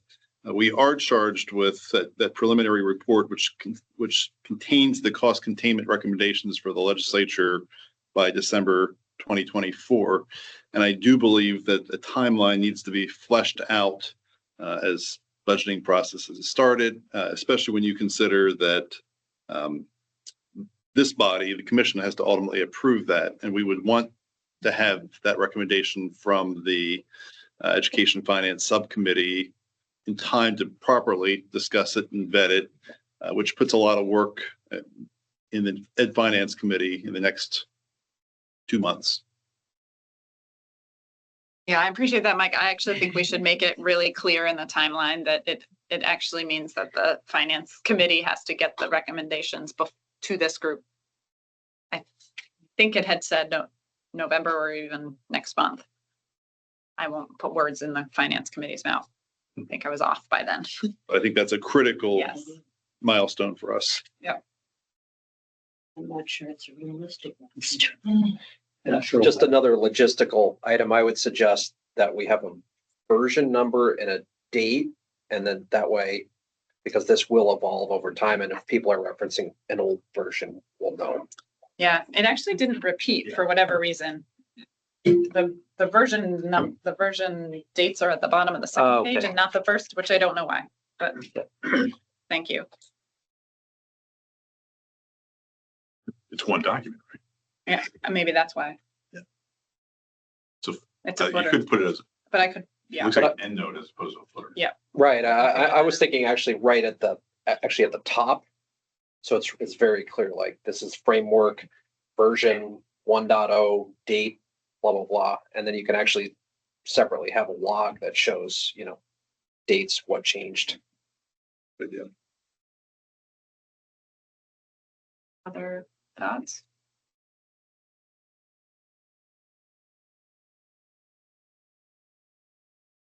Hearing no additional discussion, all in favor of adopting the framework as amended? Signify by saying aye. Right. Any abstentions? Or nays? Okay, motion carries. We've adopted a work plan and met a deliverable, which is good. Okay, it's 3:15. I'd like to try to get us to public comment on time for the benefit of those folks. There's two additional documents offered to the commission. I think we need to start with the communication and engagement framework because that is part of the adoption of a work plan is also to adopt.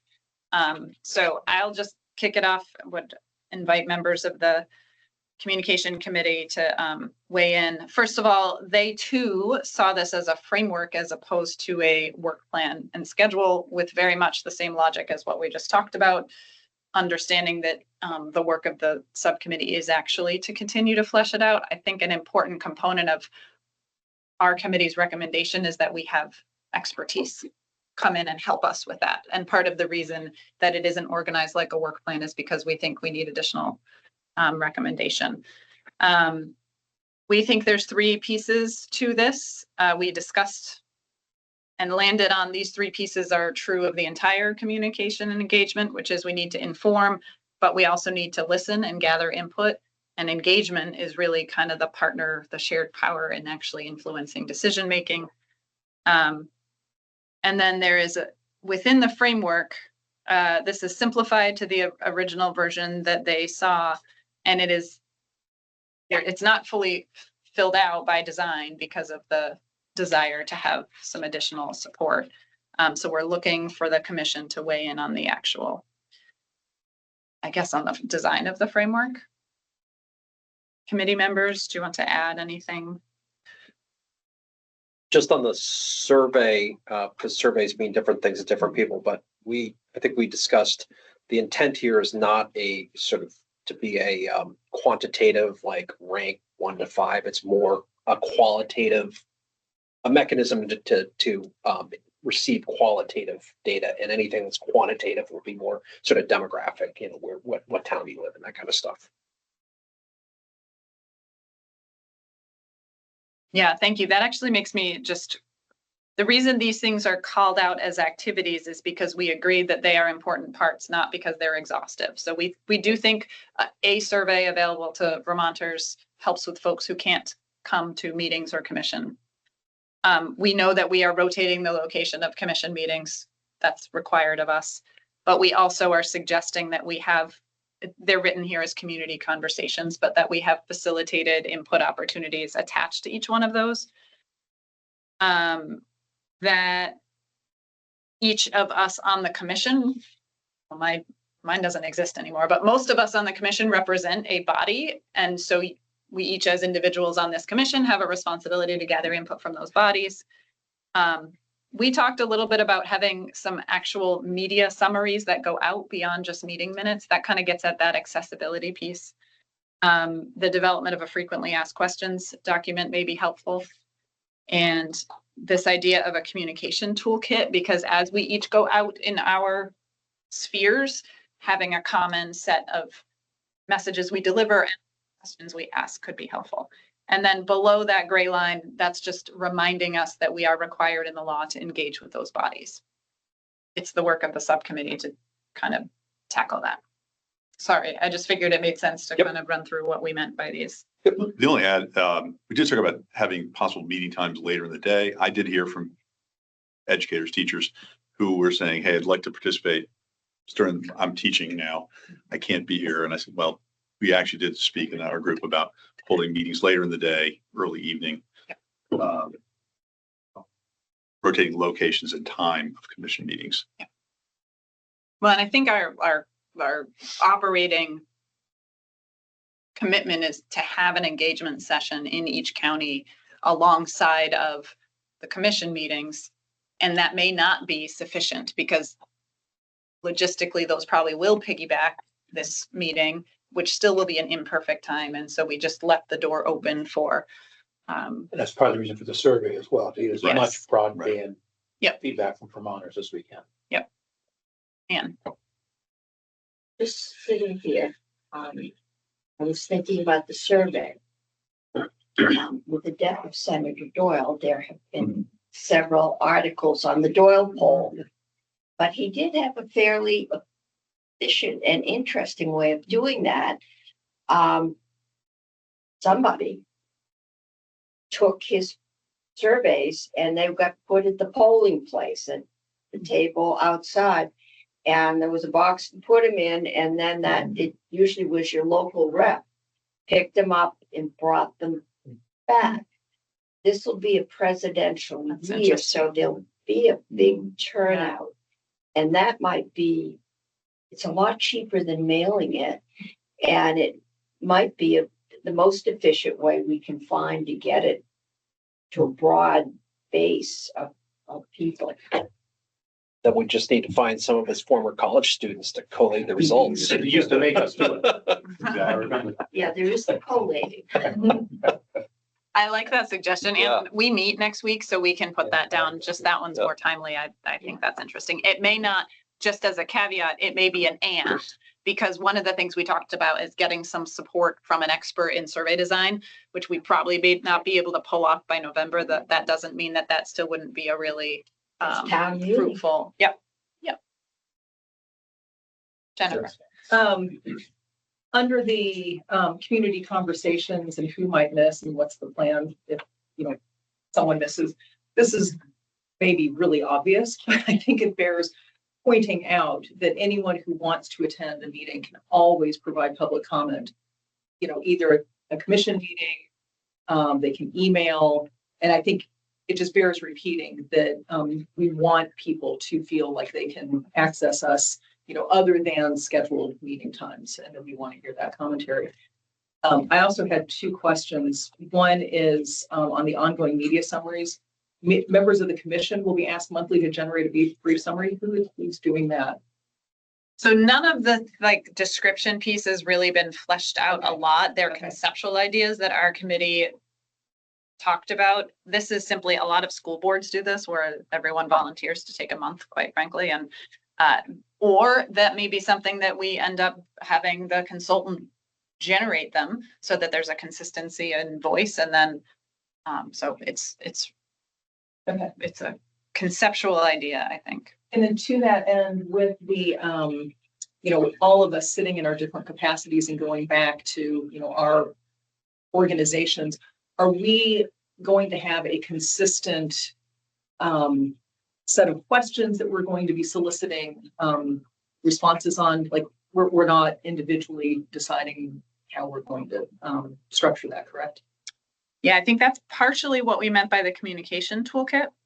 Okay. I also think you also engage with your constituents, and then you come here and represent their thinking. And it's possible that you will go off script when you're actually engaging with your, I can't exactly predict, For example, we talked this morning about the possibility of occasionally doing a survey to our members that asks a specific question. It just says, comment on, this is an idea that's been floated out there. And maybe it's a cost saving mechanism. What do you think about this? Just getting feedback to help inform my representation of school principals and assistant principals, at this commission. So I may do some things like that. But the toolkit's more for like when we go out in public to talk to anybody, not just our members. Right? I do think it was meant to be an and, yeah, And. that we would have both at our fingertips. Nicole. I just wanted to sort of emphasize the importance of expertise and support. I get a little bit nervous, in particular survey design, because I think part of what we should be striving for is informed input, and this is such complicated work that it's, I think the agency is taking the right approach with the listen and learn tour in terms of sort of an iterative expanding group of folks that are brought in, but it starts with grounding people and sort of this is the situation. So I get a little nervous if it's like, what do you think of this or what do you think of that in the absence of a common foundation? But I'm sure of someone with expertise in survey design might be able to avoid that pitfall. And then just speaking to the monthly article, as a school board member, that's what we do. We have a community newsletter and we rotate. And I will say, as much as we all, I think, like that opportunity, it is not an insignificant amount of work, and the output varies greatly depending on how much time someone has or what happened in a particular month that might be interesting. So I do like the idea of having a consultant weigh in on how to make regular report outs to the state on what we're up to accessible and timely. And I think asking all of us to do that is perhaps not the best way to ensure it's done in a really timely and accessible way. Like we'll fall back to our jargon, I think, and that's maybe making it worse instead of better. Anne and then Oliver. Oh, sorry, Miss Zoe. Yeah, just having done a number of public hearings. Just to ask people their opinion without any surrounding information, you get opinion. It's not always helpful if you say, these are the economic numbers, these are the choices, given this circumstance, what would you like us to do?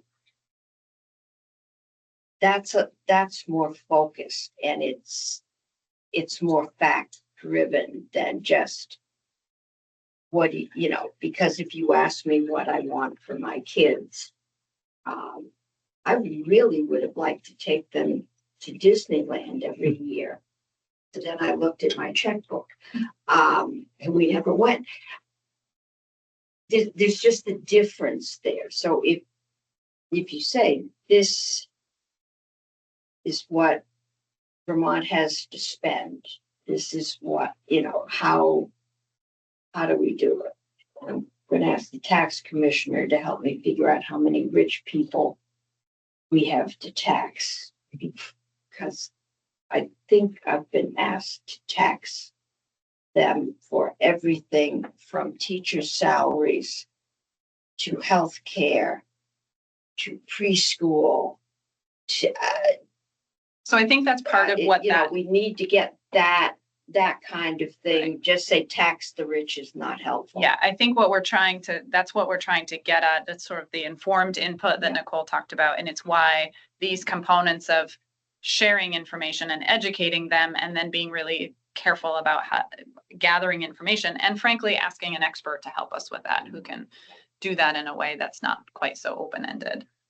Oliver, and then Zoe. I was just going to say what you said, other than we actually spent quite a bit of time in our committee talking about this, and it's a tricky balance, because to Senator Cummings' point, you don't want to, and to Nicole's point, you don't want to just have an open session where people just come and vent. That's not productive. But at the same time, it's a balancing act. You don't want to sit there and, take up all the oxygen talking about the issues when people just really want to have their say. So you have to do both and find the right balance. Zoe?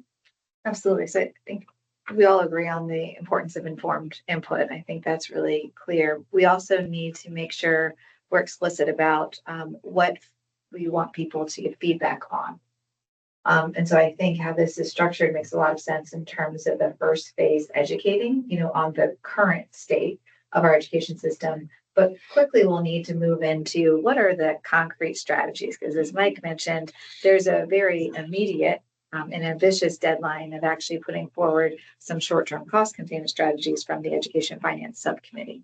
And so I know we had some conversation around a consultant helping with that expertise. And I think that's going to be really important for us to be able to figure out how to get concrete around, what are some of the policy considerations that would be important to review, and building that in very early into a communication strategy. So from the lens I'm looking at, this is really with the agency's role of the RFP and trying to be really concrete and intentional about what expertise we're bringing. I do think expertise around, equitable community engagement and survey design, all those components are really important. But I also feel like we need to spend a little bit of time on what do we want them to react to in order to inform some short-term decisions.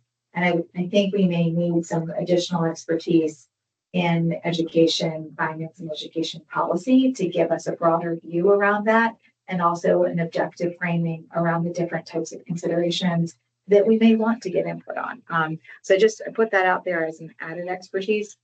And then I have some more technical questions just around kind of how we line this up and really building, having some coordination with the Listen and Learn tour. I'm thinking about a couple of different pieces. One, as it relates to the data reporting, most of this data is housed within the agency. So we need to be really thoughtful around how we prioritize that, and definitely going to do that. But just want to call out that an additional consultant won't solve a lot of those data analysis needs, because a lot of the work that we're doing is building up our data infrastructure. So I just want to make that as a note so that we can be a partner in helping to prioritize subsequent reports and acknowledging that just given our current data infrastructure and staffing, there are some limitations to that having a consultant won't necessarily address immediately, if that makes sense. It does. I just want to clarify a couple of things. First, and committee, tell me if I'm not getting this correct. I don't think we were trying to think that this consultant would be the only consultant that this commission may need. We were very specific and because I actually think that's a skill set you'd be hard pressed to find. Mm-hmm. We were really saying this is about engagement. And if we don't get the engagement piece right as a commission, it won't matter what we say. And we're all very sensitive to the making sure that all of the voices are at the table. So we didn't attempt, and even in our preliminary, which I'd like us to get to the framework first before we talk about the other piece. I don't think there was an intention to try to say this person has to be good at the analysis part, and this is really the engagement piece. Okay. The second piece that also came up in our conversation is benefiting from the Listen and Learn and all of the things that are happening, but also understanding the work of the commission is separate. And so, and we've talked, and that's come up in meetings before. So sequencing and making the cadence make sense so that the public knows which forum I'm sitting at, all of that is really important. But I just want to be clear that there isn't an attempt for us to say this consultant is also going to satisfy what the subcommittee made, the finance committee. We were really just thinking about, Yeah, and in fact, I think we were very clear, unanimous in believing that the consultant focused on engagement should not actually come from Vermont, the Vermont education world, shall we speak. And that, so I think when you start getting into things like, policy and finance analysis, it's a totally different person. So this is really, this consultant is designed to help us really package this information so that it's clear, understandable, and doing engagement. It's very equitable and easily accessible. And help facilitate actual community conversations and So events. it's not us doing it, it's actually. I agree. Right. Yeah, I completely agree. I think it's very important to have that objectivity when we're doing facilitation. I'm just trying to get tactical too in how we prioritize our work, right? So that it also helps to build up what the agency is doing to support the commission. But agree that the work needs to be separate and they are separate work streams. At this juncture in the next couple of months, there is some overlap. And so I do think it's important for us to just be thoughtful around that. Some of the way we're looking to use surveys as an agency is to collect in a sense of what the public perception currently is. What are the questions people have to help inform those conversations? And I think the survey instrument that you're describing is also helpful, which is creating a forum for engagement to provide that focused feedback. So I think it's just a matter of, as we walk through, I think it's helpful for us. We want to make sure that we are doing our due diligence and communicating effectively, as well as an agency, as the commission is working more broadly on this longer term communication strategy that does serve a different purpose. So I acknowledge that, but I'm just mindful in the next couple of months of being a really good partner. So it just might be helpful if maybe I can come to this committee meeting next one so that I can maybe make sure we get all of our ducks in a row with that. And then as we go forward, I do think we need to line up some additional content expertise, because once we kind of build the foundation using the data we have on the current landscape, I really feel strongly that we need that education finance policy expertise to shape that part of the conversation, which will be very challenging. You need somebody to bring the national Yes. perspective. Yeah. Our next one's Monday at 8:00 in the morning. Okay. So I can get my technical corrections answered there. Exactly. Yeah, so I want to reiterate, and also just in spirit of kind of I think that our biggest recommendation back to the commission as a subcommittee is we think it's important to have a consultant and kind of move that forward. And what's offered here as a work plan is offered with the knowledge that that consultant might actually help us change it, flesh it out. And so it might change. So I realize that's a little bit of a soft thing that you would be adopting.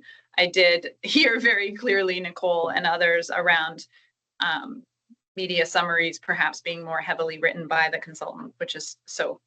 But I don't think the goal was to dive in. It was to offer this as a framework.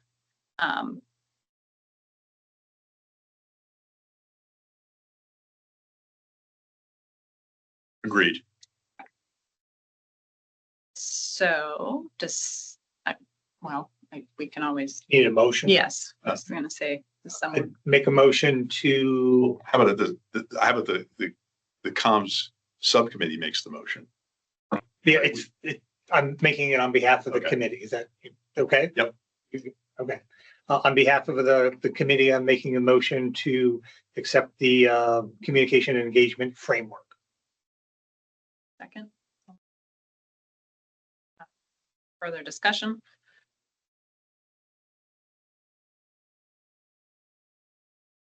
Seeing none, all those in favor signify by saying aye. Hi. Any opposed? Abstentions? Motion carries. Thank you. So in short order, the last thing to talk about, and Zoe, you can help us with actual logistics and process here. So our recommendation was to have a consultant. We know that there's a process associated with that and it takes time. So our goal was to kick that process off as quickly as possible. This was meant to be put on the table so the commission could kind of affirm this is generally the content expertise. I have no idea. In fact, it's probably not the format that the agency actually needs it to be in for. I don't know the best way to. I don't know best way to move this part forward. Do we have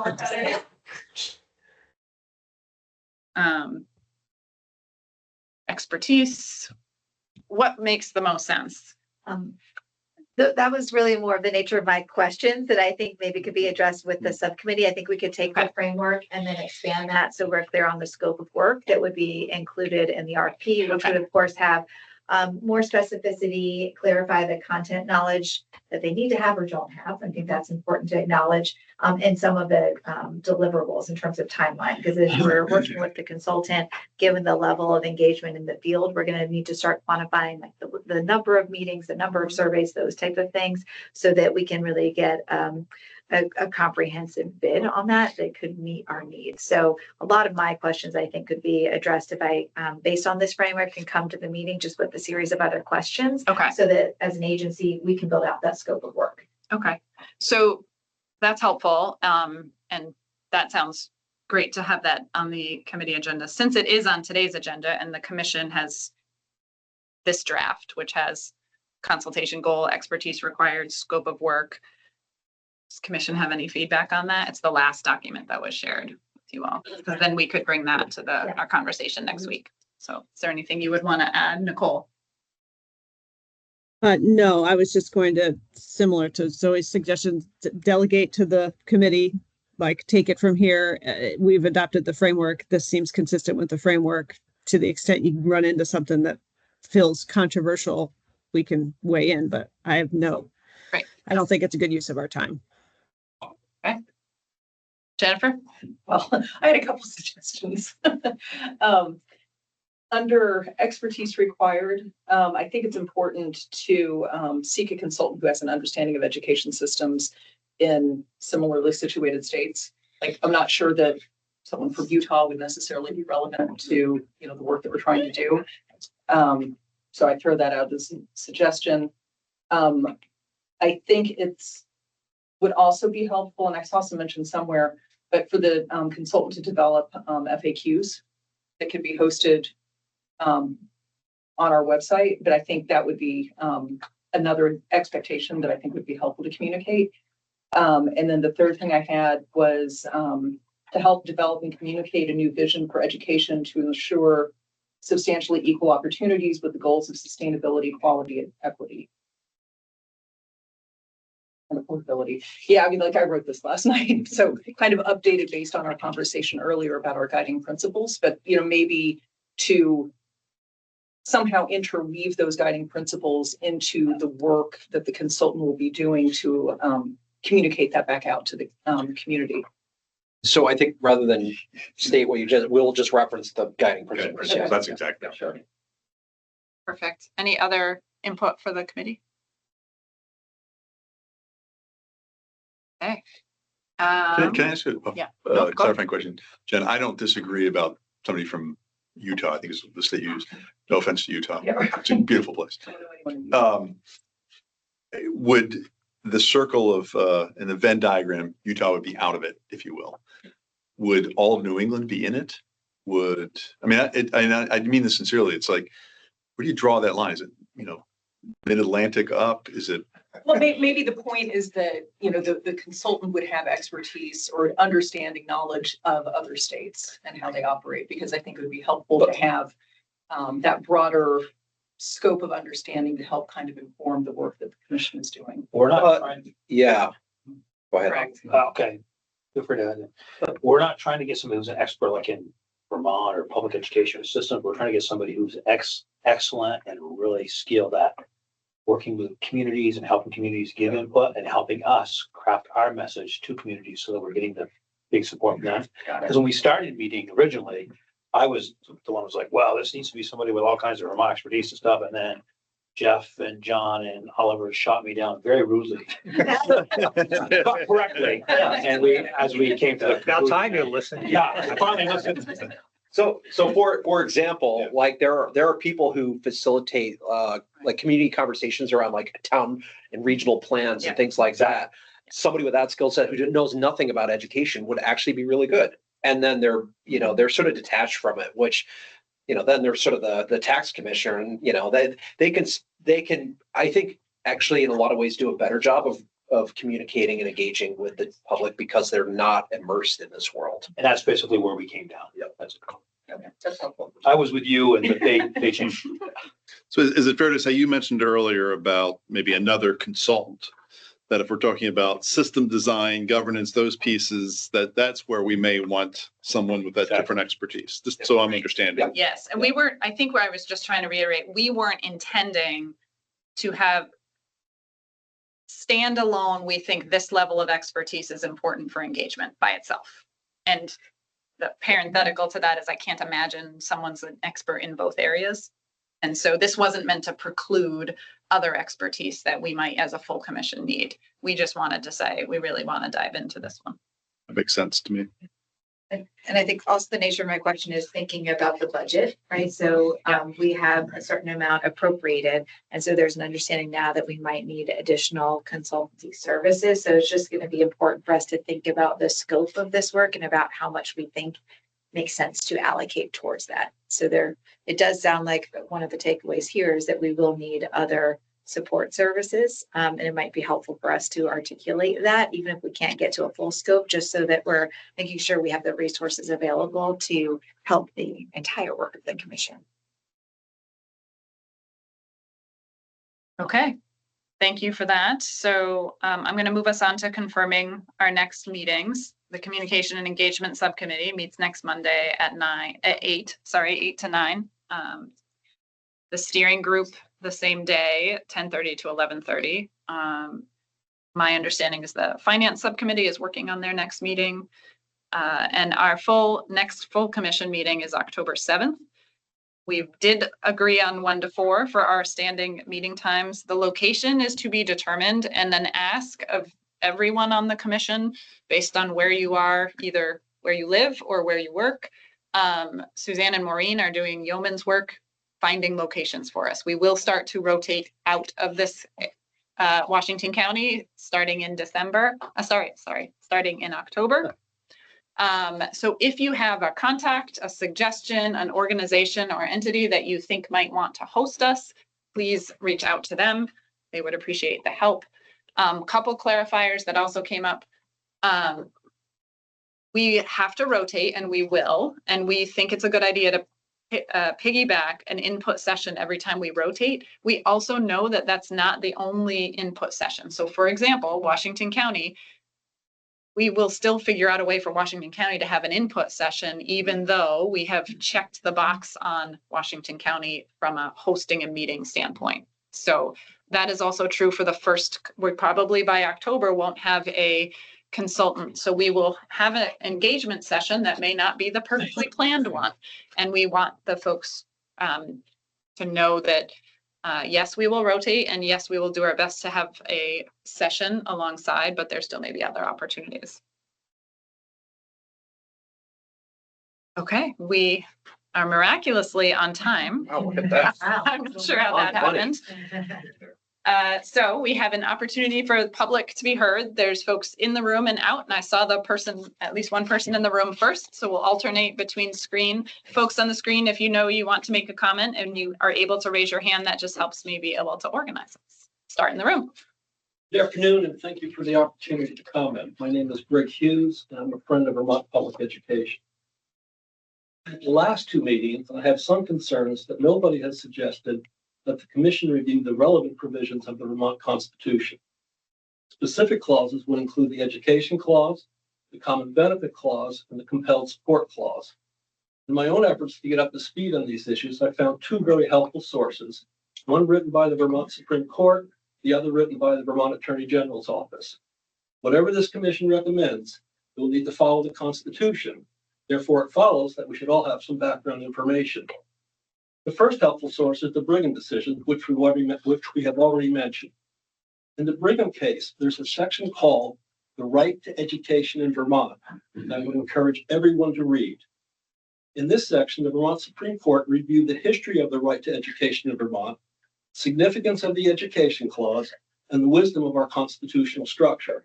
The Supreme Court reviewed how Vermont's recognition of their obligation to educate our children is manifested in the Education Clause in Vermont's Constitution of 1777.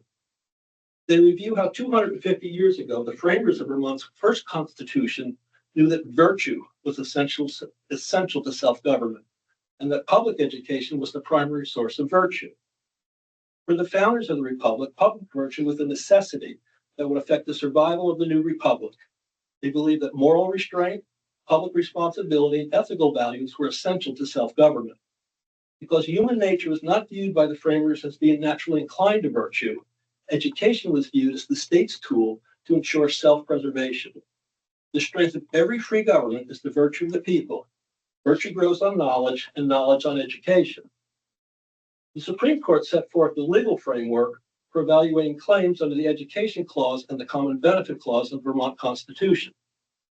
The Common Benefit Clause is intended to ensure that the benefits and protections conferred by the state are for the common benefits of the community and not for the advantage of persons who are part only of that community.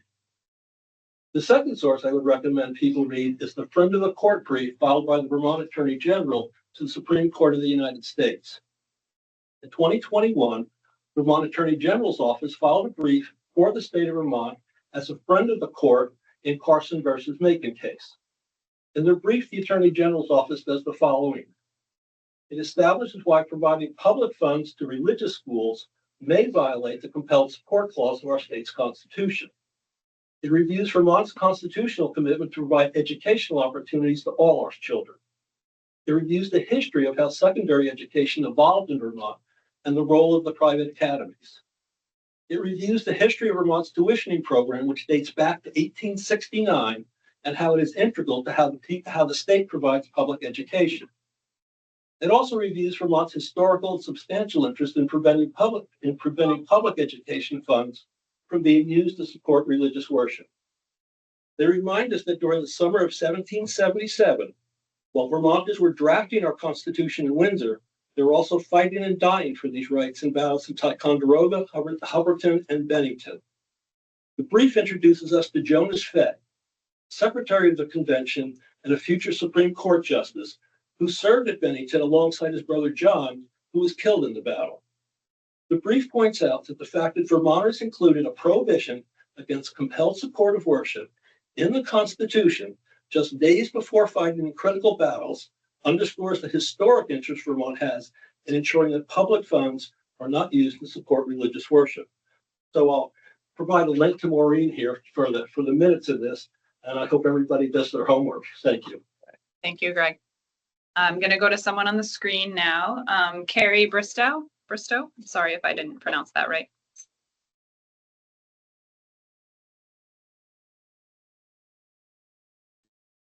Good afternoon. I am Carrie Bristow from Woodstock, Vermont. I am currently the board chair at Mountain Views School District, and I just retired after 44 years of teaching in Vermont schools. My questions, I have two basic questions to ask about. One is that I hope that you are addressing the yield situation, the bill that went in, which declared that henceforth any bonds would be subject to the penalty phase of our taxes, in which case many districts will not be able to do capital improvements, including ours. You may know that we have the second worst rated school, high school, middle school in the state at 98% depletion, so we can't renovate it. And every day there's the high possibility that there will be a critical failure of a system in that school, and we just don't know what to do. We have talked with some of the commission members, including Secretary, as the Secretary, as well as some of you who are in the room, and we're still pondering what we can possibly do. The other question that I haven't been able to find by researching on the web and in the AOE documents is, what does the education fund actually pay for? We have had it confirmed through our business manager that it is financing TIF districts, and we don't understand why an education fund would be financing TIF districts. And there may be other things that have nothing to do with education that are being financed through that education fund. We'd like to make sure that it truly is just financing education. We will be doing our best to cut our budget. We have been told we have to cut $2.5 million out of the next year's budget, not the current one, due to the penalty phase that will affect us as a district, and that probably equates to about 22 people. Very little, as you know, there's very little else you can do to really find $2.5 million, and that's to stay level funded. So we remain concerned. I've been attending the meetings. I haven't chosen to speak up yet, but I do have other concerns that I will probably email one of you. Thank you. Thank you, Carrie. Anyone else in the room? Ken? Thank you, Madam Chair. Good afternoon, everyone. I'm Ken Fredette from Wallingford. I'm also a friend of Vermont Public Education. with all due respect to the legislator at the table, I'm going to say two, but I see Peter's not here, and legislators everywhere, I've long taken issue with their use of the word notwithstanding when they want to skirt around the law.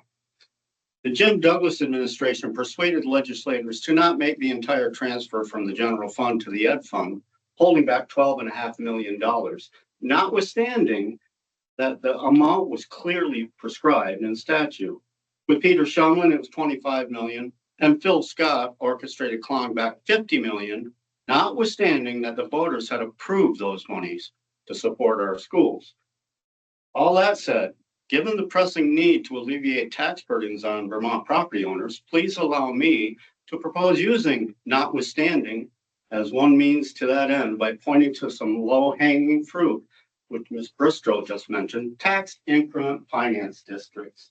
As we speak, the Killington Access Road is being reworked, including, in addition to excavation and paving, laying in water, sewer, and power lines, all with tens of millions of dollars from the ed fund, so that a developer might be enticed to build a multi-million-dollar ski village.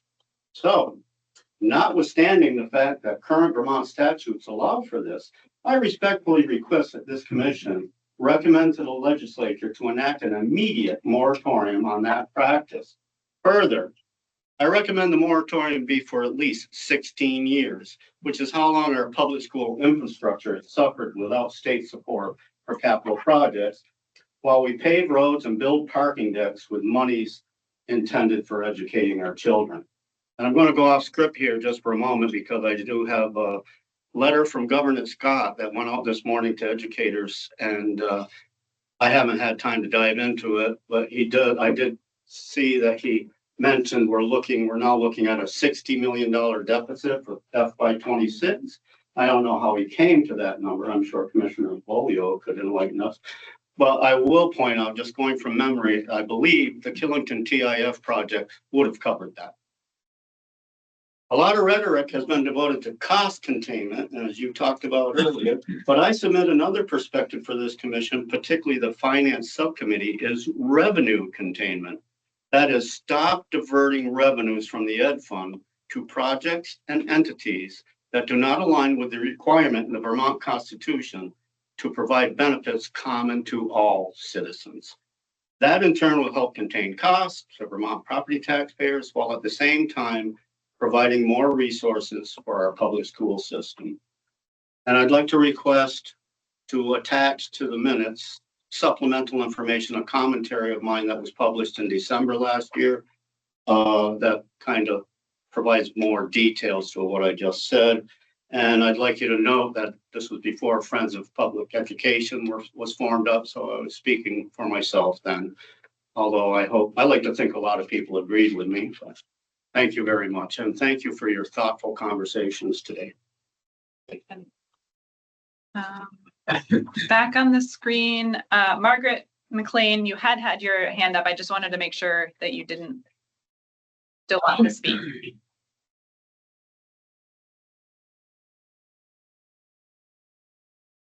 No, not at this time. Oh, okay, thanks. Anyone else from in the room? Okay. Anyone else on the screen who would like to make a comment? Hi, Megan. It's Mary Gannon. Oh, excuse me. Thank Mary Gannon, you're probably on the phone, which is why I did this last time. Apologies. No, that's okay. I'm actually on my computer, so I can see you all, but you can't see me. Oh, okay. I just have a quick question. My question is regarding the RFP on the consultant. Is it, am I right to assume that that's a final version? No, not at all. It was offered as an initial draft for commentary. And we just discussed that Zoe, who will have an understanding of the agency's processes, is going to join our communication subcommittee meeting next Monday to finalize the logistics. Great, thank you. That's what I thought I heard. Thanks.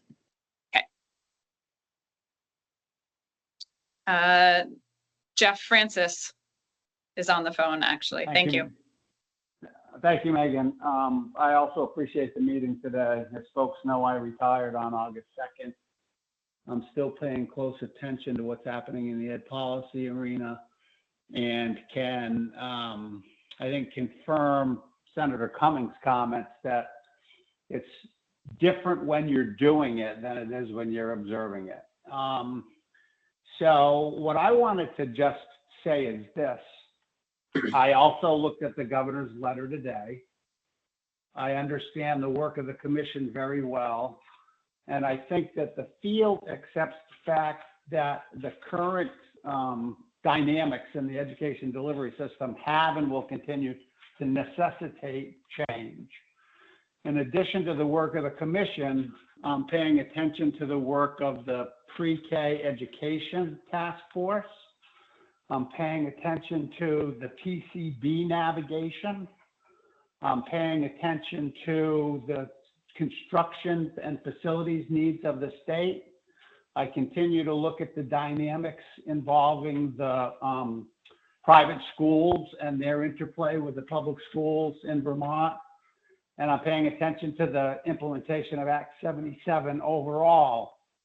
And I think in total, the commission would be well advised, as would the delivery system and the public, to understand that this change in the way we look at things and behavior should be embraced across the board by all of the various parties of interest, particularly if we are, as Governor Scott hopes, and I think we all hope, to have the strongest cradle to career education system in the country.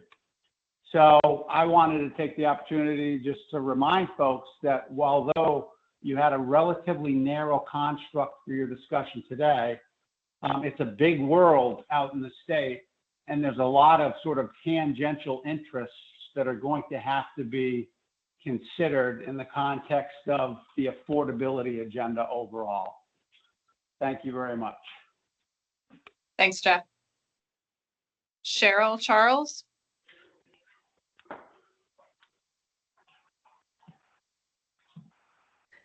Great. Let me see if I can do this quickly because I know you're about out of time. Thank you, first of all, for, as everybody else has said so far, the thoughtful discussion today. I wanted to point out to the commission members that there's a letter that was submitted by about 40 of us that I'd just bring to your attention. It's already been posted on the website, but I'd ask you all to take a look at that if you've not. And we offered 5 recommendations. One of those does have to do with the law, where it asks you to review and consider prior legislation, one of those acts being 46. We'd really like you to look at the cost consequences of the 4 different laws that were specified when this commission was created, because we think it will help inform your thinking. I know you're out of time for today, but just to refer you all to that letter, I appreciate it. Thank you very much. Thank you, Cheryl. I don't see any more hands. Just went up. Oh, I do see a hand, unless that's Cheryl's. I think that's Cheryl's. Yeah. Sure. There we go. And I think we've got everyone in the room, and it's 4 o'clock, so I'll entertain a motion to adjourn. So moved. Okay, all those in favor? Aye. Thank you, everyone. Bye, Nicole. Sure. I ask you a quick question. You got the email about the change in time for the Winooski Valley listening. 2 to 5:30, I think, is the, or 2 to 5, I'll whatever have to it is. confirm because there's been a lot of shifts with different regions. I don't want to give you the wrong time. When you check, if you